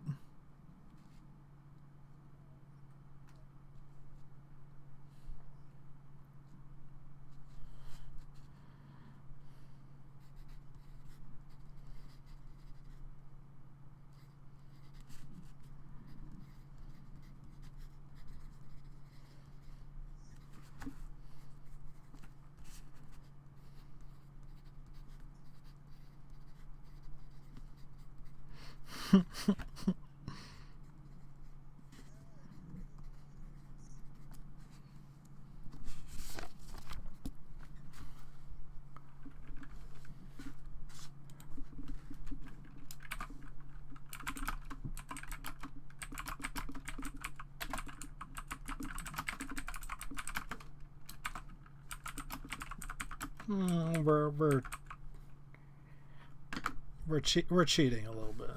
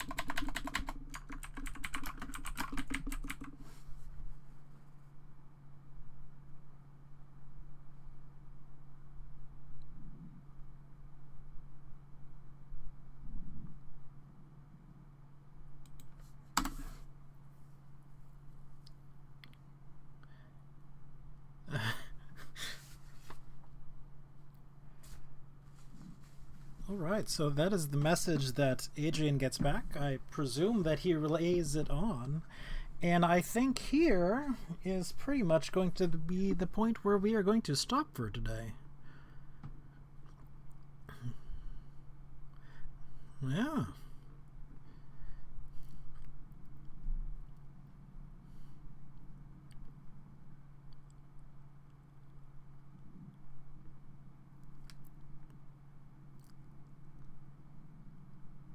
Trying to think when the last time you guys leveled up was.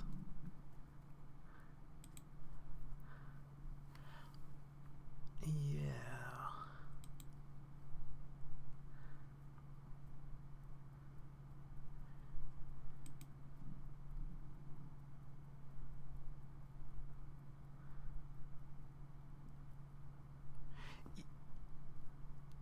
You know what? We will go ahead and say that yes.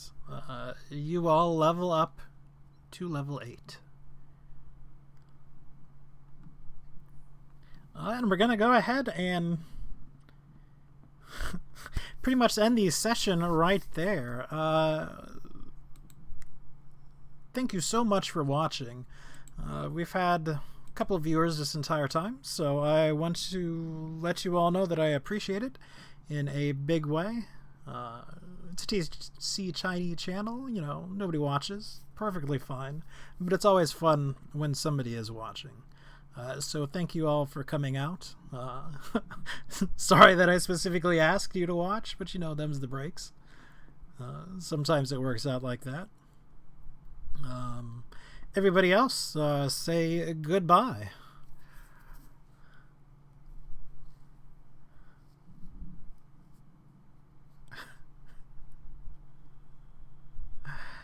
Again, thanks for coming out. We play almost every Wednesday now at 11:30 p.m. EST.